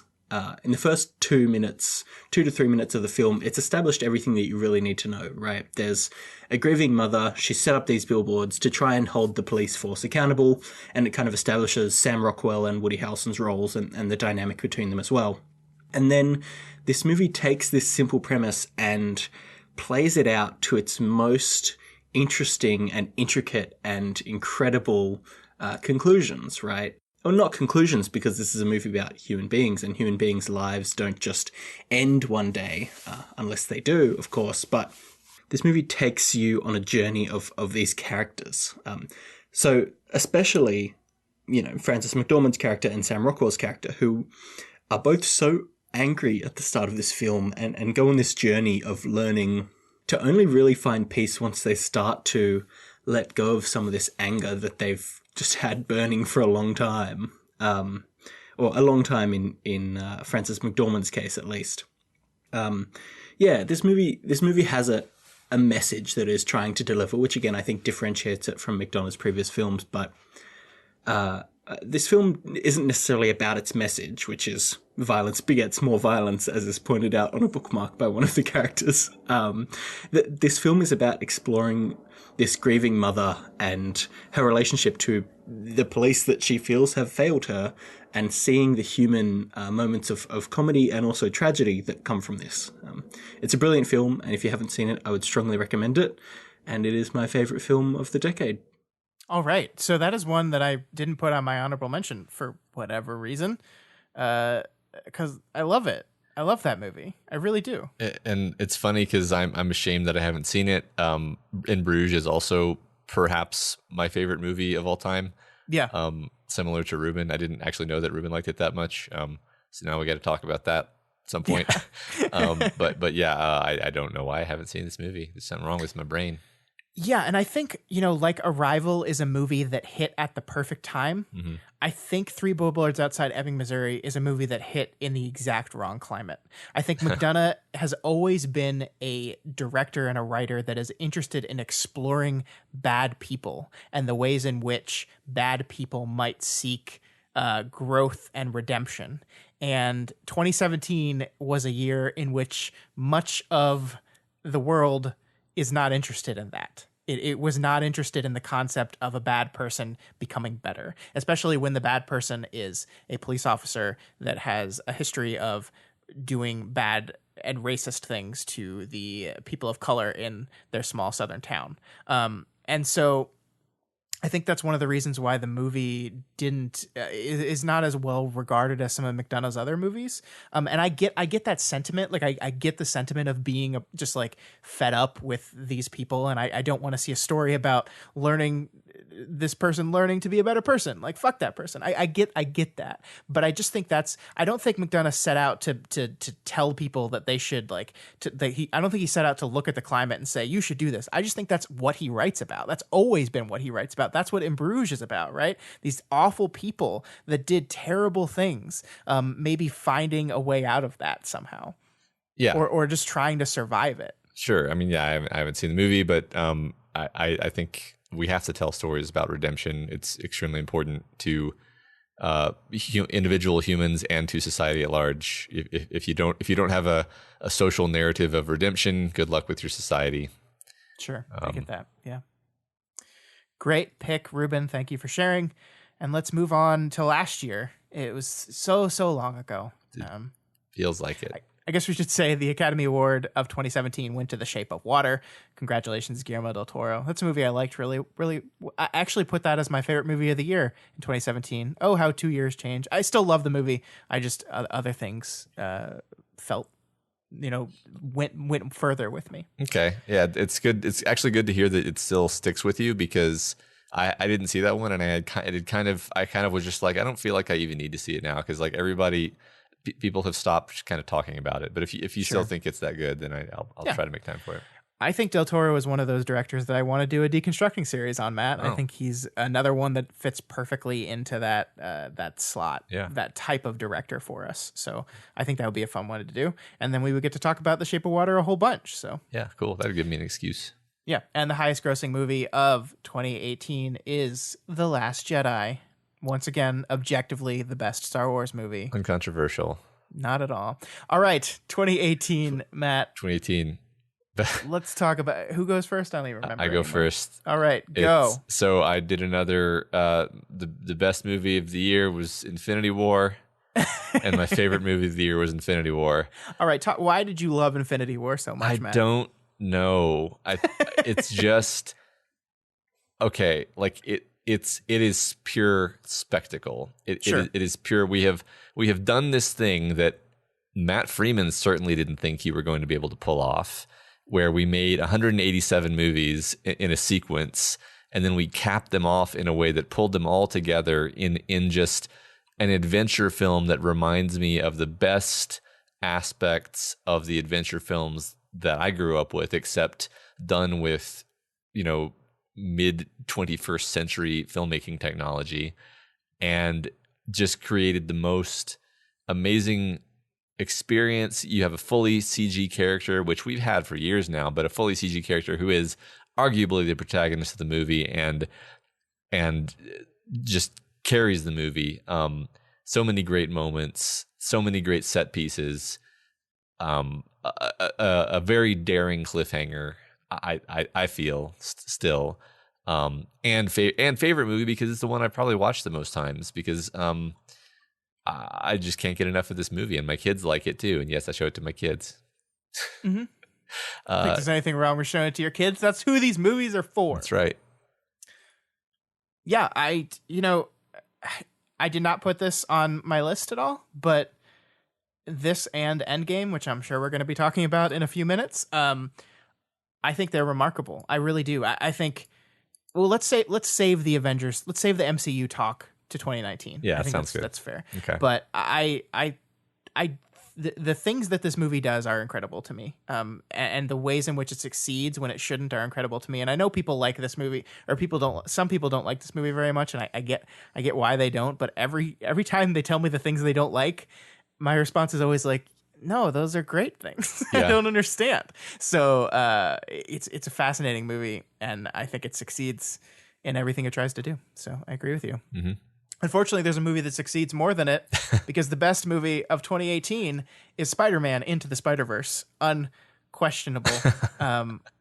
I love Spider-Man. Spider-Man 2 is and remains and will always remain probably my favorite comic book movie. I think that is the perfect movie. Sam Raimi just knocked it out of the park with that movie. This is the closest a movie has ever gotten to dethroning that. I think this captures Spider-Man, the concept of Spider-Man, in a way in which no movie maybe since Sam Raimi's film have done it. And I like, from a technical standpoint, it is a marvel. It is remarkable. Phil Lord and Chris Miller once again just killing it. I don't. So many people have so much to say about this movie, and we've already talked about it at great length. So I don't want to do that, but.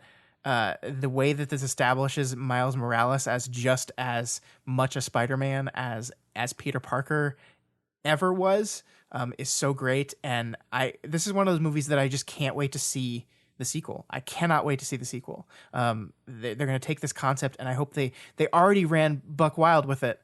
What are they going to do next? I don't know. I can't wait. And the What's Up Danger moment of this movie is just list of greatest moments of the decade, gotta be near the top. Yeah. When he jumps off the building and is falling up. Oh my God, Spider-Verse. Yeah. How is this possible? The visual artistry going on in this movie is off the charts. Yeah. And I mean, the style of it, the whole very novel animation style, anything this groundbreaking, I guess, is going to stick with you forever. Sure. Yeah. All right, you've already done your favorite, That's right? Yep. My favorite movie of the decade of 2018. Sorry, is Game Night. This is one of those. Or I'm using the favorite category to just go crazy because this is a comedy. It is a big studio comedy, which shouldn't be good, and yet Game Night was the funniest movie I saw last year, hands down. Rachel McAdams, Jason Bateman, this ridiculous concept that shouldn't work and yet does. Kyle Chandler's in it as well. Jesse Plemons playing a freaking weirdo. I love Game Night. Game Night. I bought this movie. Like, I buy a lot of movies on disc, and then like some of these movies I bought on disc because I love them and I needed to have them, and then I put it on my wall and I never took it down and watched it. I've watched Game Night like 6 times since last year. It is so remarkably funny, and it is so infinitely watchable. I find something new to laugh at every time I watch this movie. I think everyone should watch it if they haven't. It's studio comedies aren't good. They're not good, and yet Game Night. That's great. I'll watch it. I've heard it recommended before. But yeah. Great. Honorable mentions. Do you have any? Because I have like 17. Do yours. First Reformed is one of the best movies of the year. I don't have time to talk about these in any detail. Hereditary is one of the best horror movies I've seen in the decade. Sorry to Bother You is a weird and wonderful movie. Blind Spotting is a movie that not many people saw, but they should because it's excellent. Mission Impossible Fallout, the best Mission Impossible movie since the first one. A Star is Born. The Hate You Give. No one talks about The Hate You Give. It was so good. Roma, The Favorite. Holy crap, Yeah. 2018. You're making my list real long here, Scott. I'm but sorry. yeah, the ones of those that I've seen, I agree. All right, and here we are. We're at the end. Yeah. We're in 2019, and I know what your answer is going to be for this. Uh-huh. So I'm going to play our final guest because they picked the same movie as you. So we're going to hear from Sesh first, and then we're going to talk about Avengers Endgame. Okay. It's Sesh, indie filmmaker and streamer. You can catch me on Twitch at Review Sesh on Tuesdays. It's really, really hard for me to pick just one movie, so I'll talk a little bit about a few just in case somebody else picks the same one as me. But first, shoutouts to Spider-Verse. Honestly, probably my favorite movie of the decade, considering it's the only one I saw 4 times in theaters. But I talked about that one last year, so I wanted to talk about some other stuff, like the movie that made that movie possible, and more about that space and how this other movie has changed the genre, rather than the details of that movie, which I already discussed last year as well. So the first movie I want to speak of is less so because of where I would rank it, and more so because of what it's done for movies of this genre. And I just love that so much. I'm talking about the movie that had a saga to lead up to it, the climax of MCU, Avengers Endgame, 2019. Everything about the MCU that has led up to that movie has changed not only mashups, which was very present in comics but not so much in movies, but has changed the genre by bringing superheroes to the masses like never before. It was all for Endgame. That long of a build-up for a movie to actually not be disappointing is hugely impressive. Superheroes used to just mean nerd stuff. Now it's really pop culture, and the average person knows more than ever about it.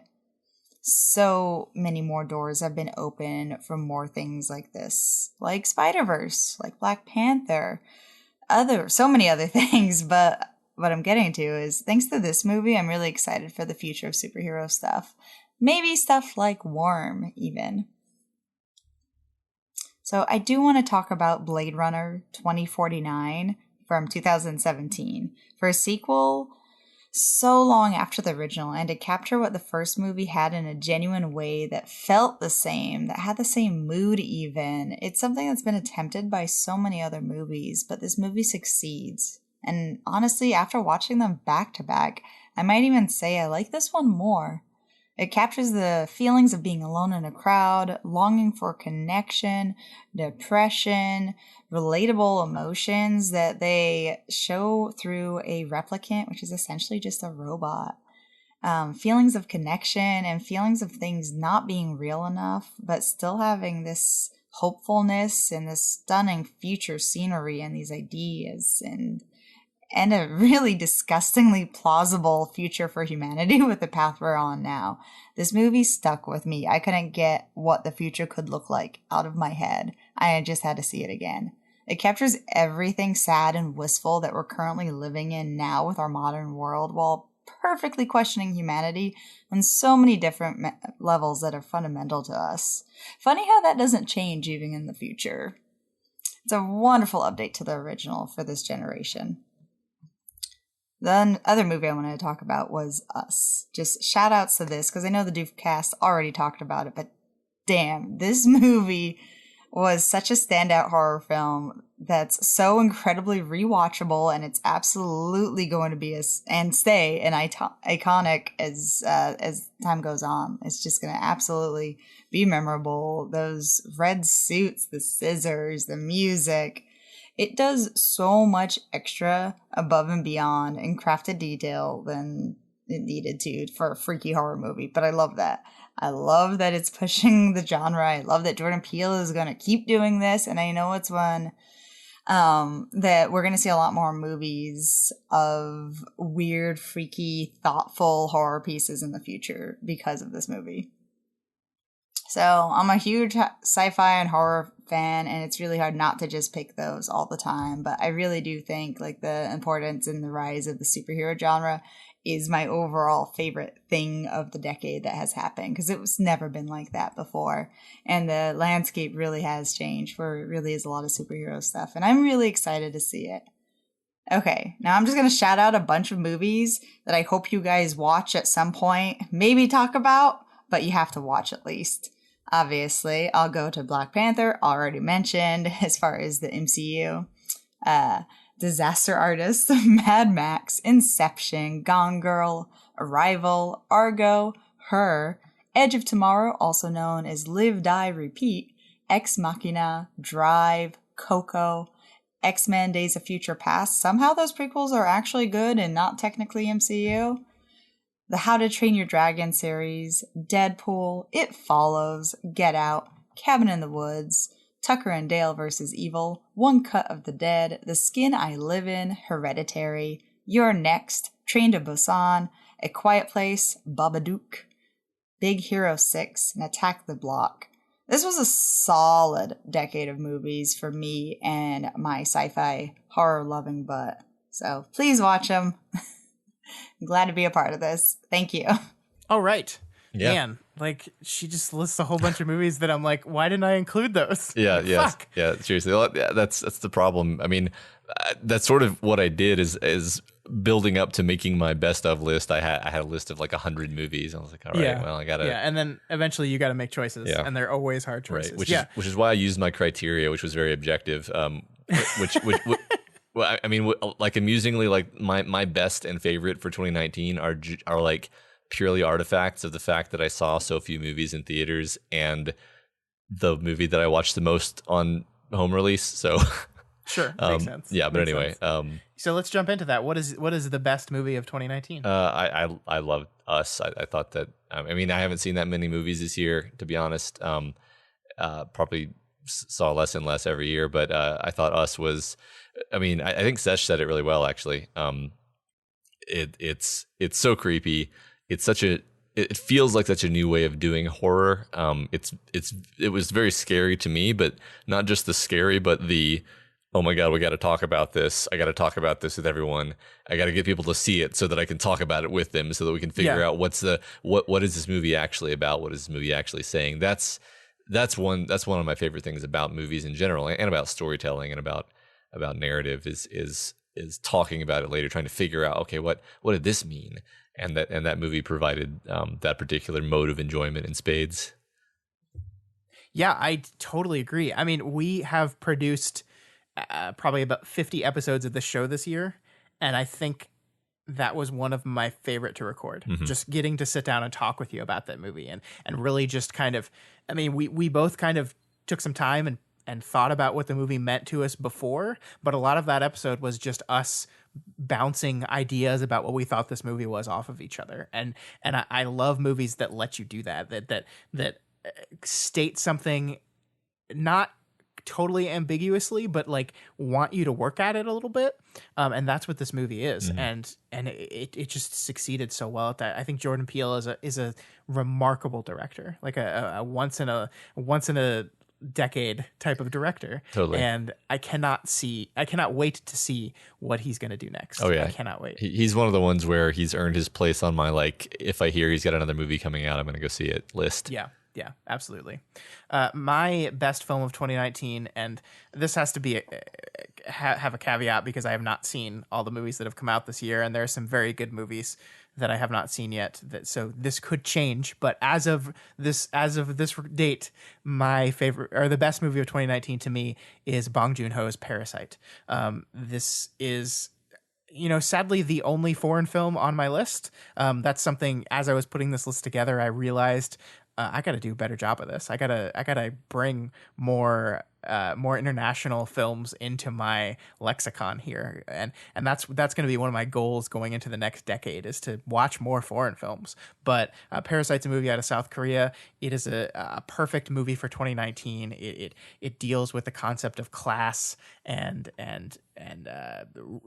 rich versus poor and these concepts, and it really attacks and explores these characters. This is not a you can sit down as a person and feel like you're on the right side of history and feel like the movie is lecturing the bad guys and patting the good guys on the back. It's not that kind of movie. It is really interested in talking about how this system makes bad people of all of them.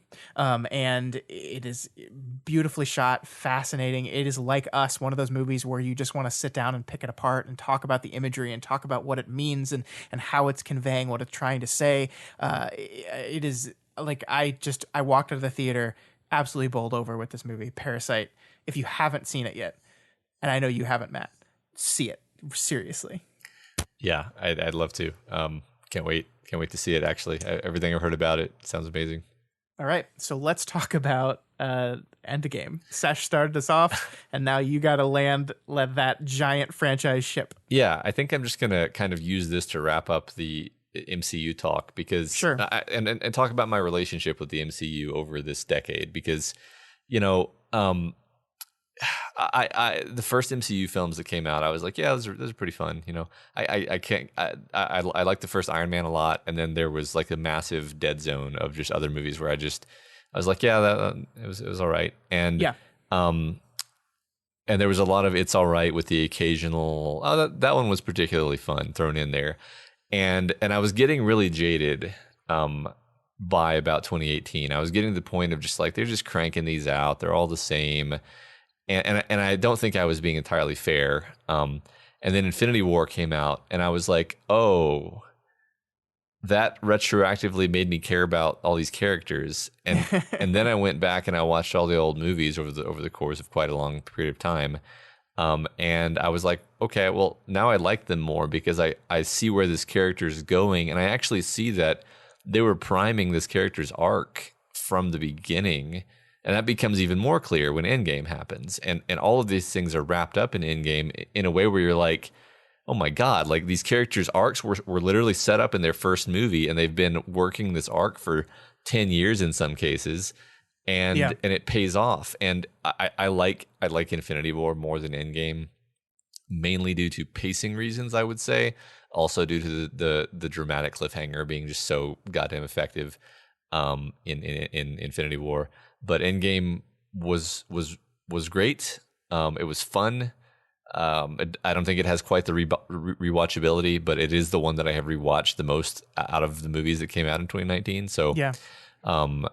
Overall, like as an end cap to phase 1 or whatever of the MCU, whatever they're calling whatever this has been, it's very satisfying. And I gotta say they won me over. They won over a skeptic. Yeah. I think that's great, and I think Endgame is a better movie than Infinity War. I think that's the only place where you and I are going to differ on this opinion. But look, there's been so much talk this year about whether comic book movies are cinema or not, and we haven't really talked about this much on the show because I think it's a silly discussion to have. Like, cinema is movies are cinema, like this kind of gatekeeping and random lines we're drawing. I understand why it's happening, but it doesn't have a point to me. The point is Avengers Endgame made me cry, and a movie that works on me on that emotional level is cinema. It's just what it is. It is a movie that we talked about this a whole bunch, but the degree of difficulty for not just this movie, but this whole monster that they've created was so high. And to do it in any kind of satisfying way. We have not seen the latest Star Wars movie yet. We were recording this the Thursday it came out. Neither of us have seen it yet. But we can tell by the early reviews already that is not going to stick the landing, I don't think. Maybe it will for me. I would love it if it did. But it seems like for the public, it would not stick the landing. This movie does that. It succeeds in doing that. It does everything it needs to do to bring this saga to a close. In just like you said, a way that pays off for each and every one of the characters they set up. I don't know. I don't know if it's high cinema. I don't care. I don't care. I think they achieved something with this. And I think a lot of kids are going to get into movie making because of the Marvel Cinematic Universe. Yeah. And they're going to create some incredible things. And I can't wait to see it. I think, I mean, like I said earlier today, like one of my criteria of like how I how I think about art is like, okay, does it make me feel things? Does it make me feel things strongly? Does it make me feel new things? Yeah. And especially Infinity War and Endgame definitely make me feel things. They make me feel exactly what I'm supposed to be feeling. And I suppose I could have like a cynical, like, oh, this is just a bunch of people punching. It's like, yeah, okay, well, Yeah. I don't know why I would want to interact with this way when I could interact with it in a way that's, fair and makes me cry. Yeah. And like, I don't know, it's I get tired of the, like, I love Arrival, I love Her, and I love Endgame, like that. I don't feel a need to pretend that I don't like these movies so that I can be highbrow or whatever. Like, yeah, like so you can be a serious critic. What works on me works on me. I'm just being honest and reporting it. Yeah, and I don't think there should be any shame to that. And I mean, I get that people don't like these movies. I get that. I don't know. They work on me. They do everything they need to. And like Sesh said, like the thing that people will remember about this decade is the explosion of comic book movies led by the Marvel Cinematic Universe. And a lot of people look at that as a bad sign. I don't know. I think we've just spent the last 2 hours talking about like 20 incredible movies, and we've barely scratched the surface. I mean, you saw it in Sesh's list. She talked about a whole bunch of movies that we didn't even get to. And there are more beyond what she said. So this idea that the MCU is crowding out good cinema, I don't believe it. I don't buy it. I think it's good cinema on its own, and it has never been a better time to love movies. So I want Marvel to keep doing their thing. I think Disney is probably a monopoly and they should be broken up, but that's a completely separate discussion to whether or not the MCU is creating good art or not.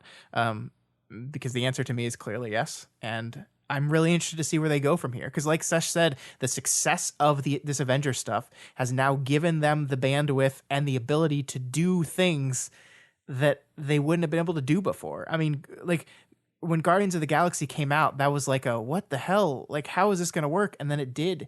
And now they've earned the cultural capital to go even further from that, to be even crazier, to try even newer things. I mean, like the slate of the MCU going forward is insane. Yeah, right. It's the female Thor and Doctor Strange Lovecraftian horror, and I'm like so entirely down for it because like you just said, they've earned it now. Yeah. So I love it. I'm excited, and I don't care who says there's cinema or not. I don't care. Yeah. So what's your favorite movie of 2019?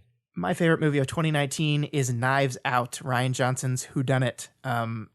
I've seen this 3 times now because I went and saw it at Fantastic Fest, and it was lovely. And then my wife wanted to go see it, and of course I went with her. And then my in-laws also wanted to go see it, and I was like, yeah, why not? So it is the movie I've seen most in 2019. I'll say that. And I every time I watched it, I found something new to love here. I don't want to talk about it too much because it's very difficult to talk about this movie without spoiling it, but it is one of those movies that is just perfectly crafted from script to screen. It is tight in all the ways it needs to be. It is satisfying in all the ways it needs to be. It captures everything great about a whodunit while also not just doing the same old thing with the whodunit. It takes that idea and explores it and kind of breaks it down.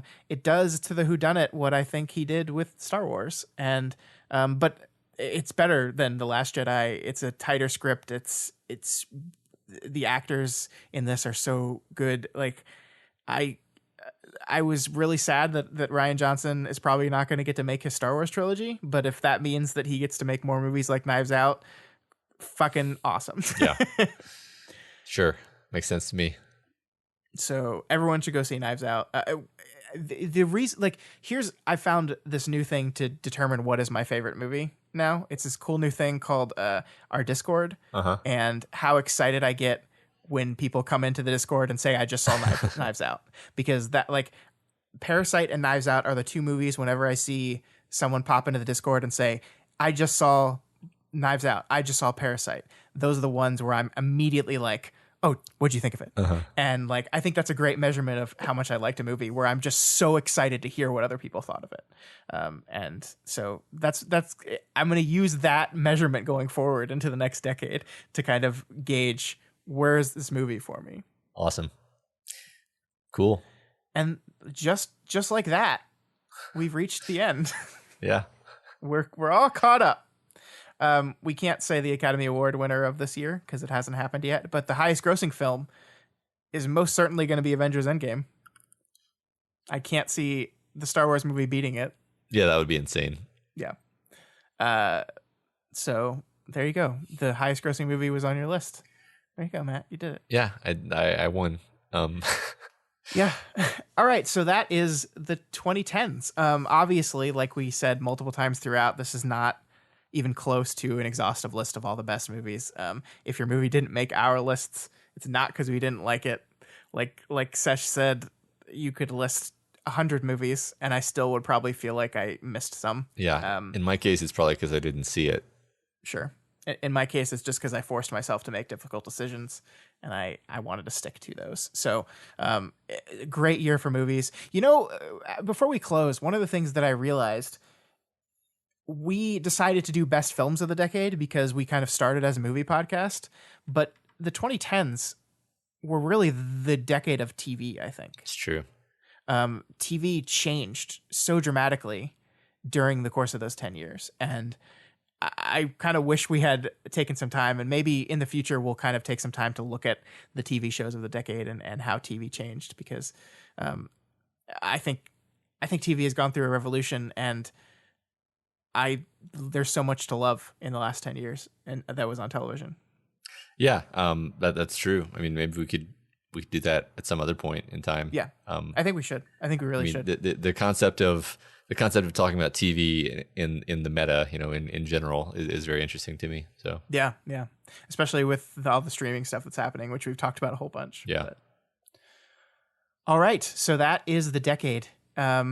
So we're going to before we move on to a word from our listeners, this is our last show of the decade, I think, unless we hop in for a last minute Star Wars review, which we're going to leave open but might not happen. It all depends on scheduling. The plan is to be off next week and not come back till after the new year. But so let's just plan this is the last show of the decade. And Matt, this has been a crazy decade for us. Mm-hmm. Like, we didn't exist in 2010. We didn't exist in 2014. It's been a whirlwind ride, and we know that the listeners of this show are it's a smaller segment of our community than some of our bigger shows. But I just wanted to say thank you for all of you for making this a great decade. We're about to hear from about a dozen of our listeners who were kind enough to leave messages and talk about their favorite movies. And it's just so crazy to me that we have this audience to the point where people want to interact. And I got to hear some of the voices of the people that listen to us. And I'm just so thankful for the show and for you, Matt, and for everyone that listens. And it's a really exciting time to conclude the decade like this. I think we're riding high, and I'm really excited to see what the next 10 years bring to us. Absolutely. Yeah. It's an optimistic place to be standing. 2020, it's got a nice ring to it, doesn't it? I think it's going to be a good year. I think it's going to be a good decade. Yeah, and we, as a company, as a media company, as podcasters, we have so many plans. Matt and I have spent the last 2 days kind of just talking business, which is always fun. Yeah. About where we want the company to go, what we want to do, where we want to focus on in the next year. Obviously, we've got a new show coming out in January, but we've also got a lot of stuff that we're working on behind the scenes. So I hope you guys continue to come along for the ride. It's going to be a fun one. Yeah. Doof. All right, and now let's hear from our listeners. Hi, this is Peter Enigma from the Doof Discord, and my favorite movie of the last decade is Zero Motivation. It's from 2014. It's an Israeli movie, and it's about four soldiers in an artillery base in the south of Israel, and it's basically just a satire of the military and of Israeli culture, and I think it's one of the funniest military movies I've ever seen. This is Mike, also known as Calinero985 on subreddit, and I, for my movie of the decade, wanted to talk about Blue Ruin. If you haven't seen it, do it. It's great. It's an indie film. It is a revenge story, but pretty much a deconstruction of most revenge movies in the sense that nobody looks cool, everybody makes mistakes, and things just get worse and worse and worse until you want them to be over. It's beautifully shot. It is superbly acted. It's got a lot of great performances from actors who may not know. And the story behind the movie is just as inspiring as anything in it. It's made by two best friends, the director and the writer and the star, three jobs between two people, who basically put everything they had together to make this movie, hire other actors, and it launched careers, it won awards at Cannes, and it put them on the map and led to other great movies like Green Room, and I'm in the first part of True Detective Season 3, which is great. It's just a really, really well-done piece of filmmaking that was the introduction to some great artists. Have a Merry Christmas, Doof. My favorite movie of the decade has got to be Fast Five. It's brought me so much joy and revitalized an ailing franchise that has led to some pretty great movies. This is Ness from the Discord server, and I'm terrible at picking favorites, so I'm just going to talk about one of my favorite films of the last decade, Spider-Man Into the Spider-Verse. I've loved animated movies since I was a kid, and it's so rare to find one that really embraces the medium to do things that can't be done in live action. Spider-Verse takes full advantage of the fact that it's animated in every way possible, from its colors and character designs to its use of on-screen text for sound effects and Miles' thoughts. And all that will be cool enough on its own, but fortunately Spider-Verse sells in literally every other way. The story is interesting and easy to follow. The characters are great. Miles is a good kid you want to root for. Peter is a lovable goofus. Gwen is cool, and I honestly cared more about Kingpin's motivation than I did for a lot of MCU villains. The action is exciting, fun to watch, dramatic moments, and the comedy is right up my alley. I still crack at the play dumb gag. Finally, I love that this is a Spider-Man movie that can only exist thanks to other Spider-Man movies. A major theme of the film is legacy, and this movie touches on that in a metatextual way by paying homage to the entire history of Spider-Man adaptations, poking fun at the corny stuff, and celebrating the greatness that kept us coming back, all while carving out its own place in that history. I loved every bit of it, and I cannot wait to see what more they do with this series in the next decade. Howdy, folks.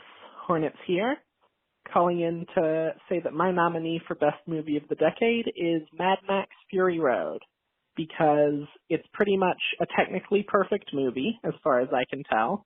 It's got really strong and present themes, and it's just obvious from the final product that all of the cast and crew really understood and believed in the vision behind the piece of art they were making.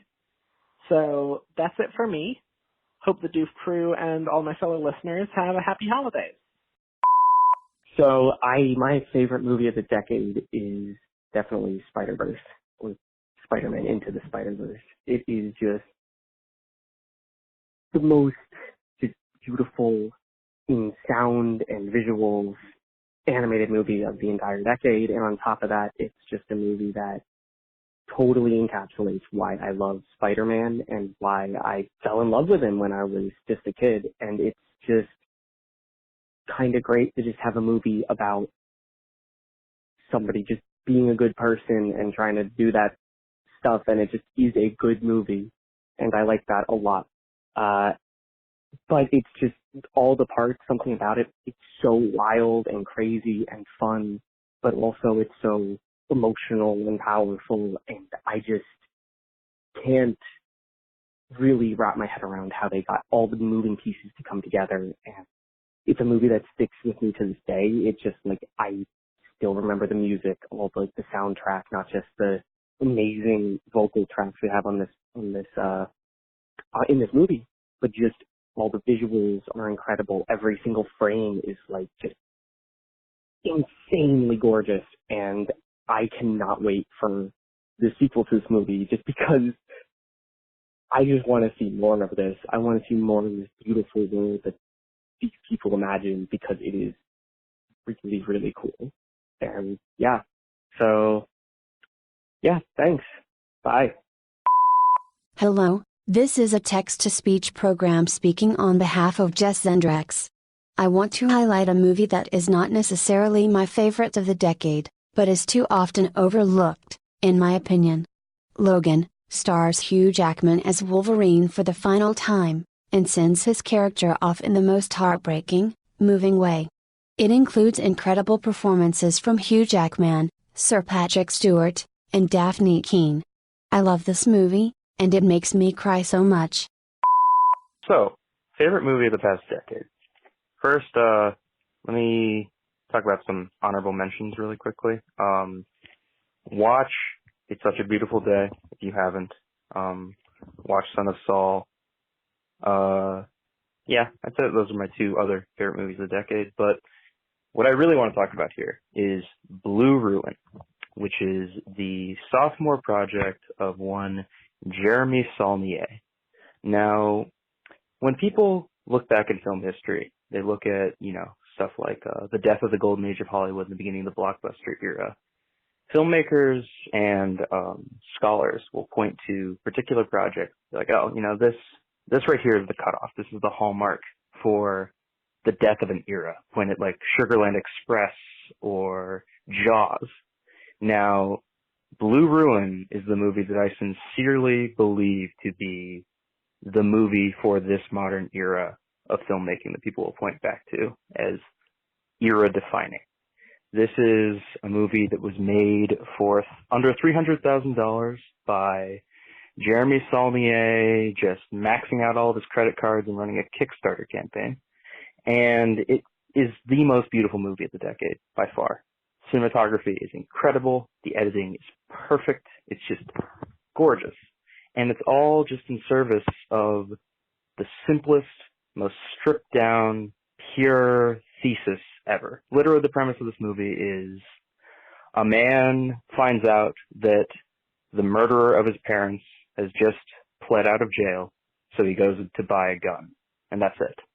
He's not an action hero. He doesn't know what he's doing. And the entire movie just proceeds simply from that one revenge premise.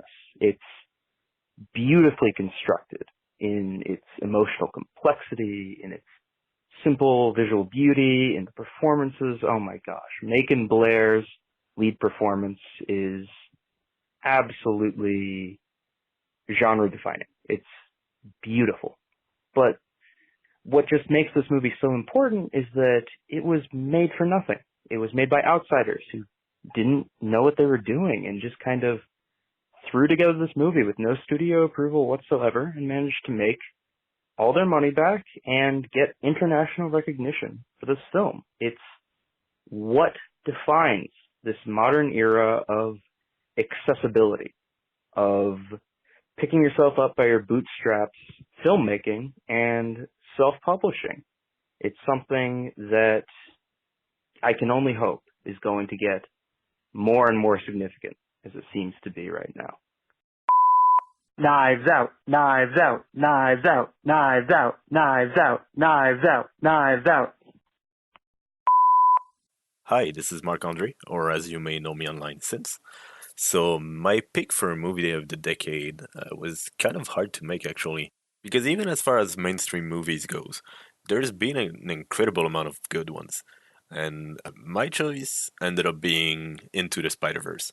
And the reason for that is because it's quite literally a comic book in movie format. And while Marvel movies, I think, are quite good, and some of them I even absolutely love, they're still somewhat limited by the fact that they're acted out by real people, which means they need to be grounded somewhat in reality, unlike Into the Spider-Verse.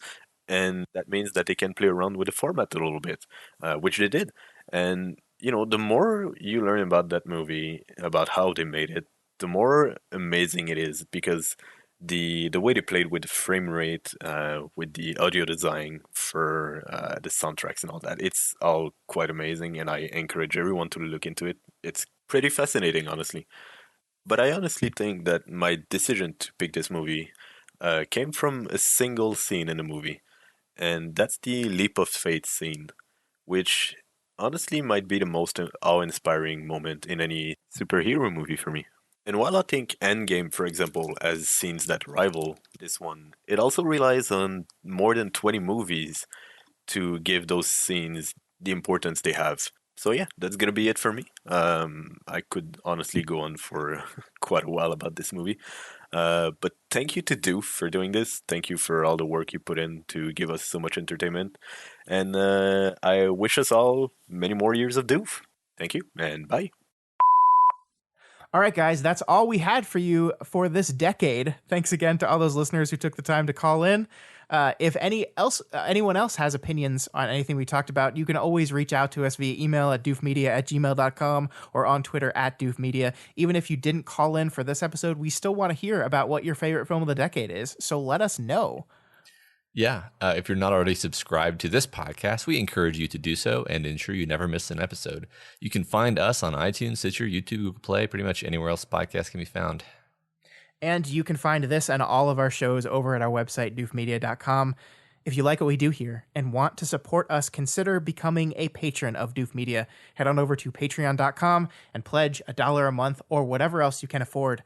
Each and every cent that you donate to us goes right back into our company, into all those great plans that Matt and I were talking about. It is really helping us. We are gearing up some major productions, and those cost a lot of money.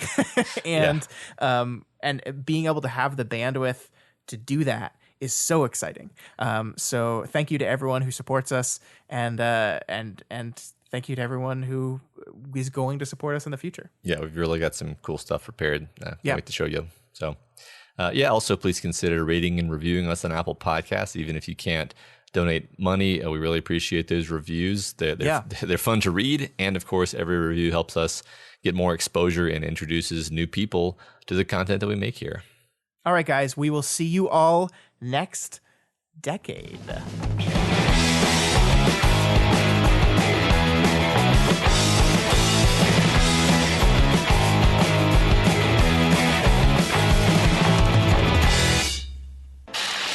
My name is Doof, and you'll do what I say. My name is Doof, and you'll do what I say.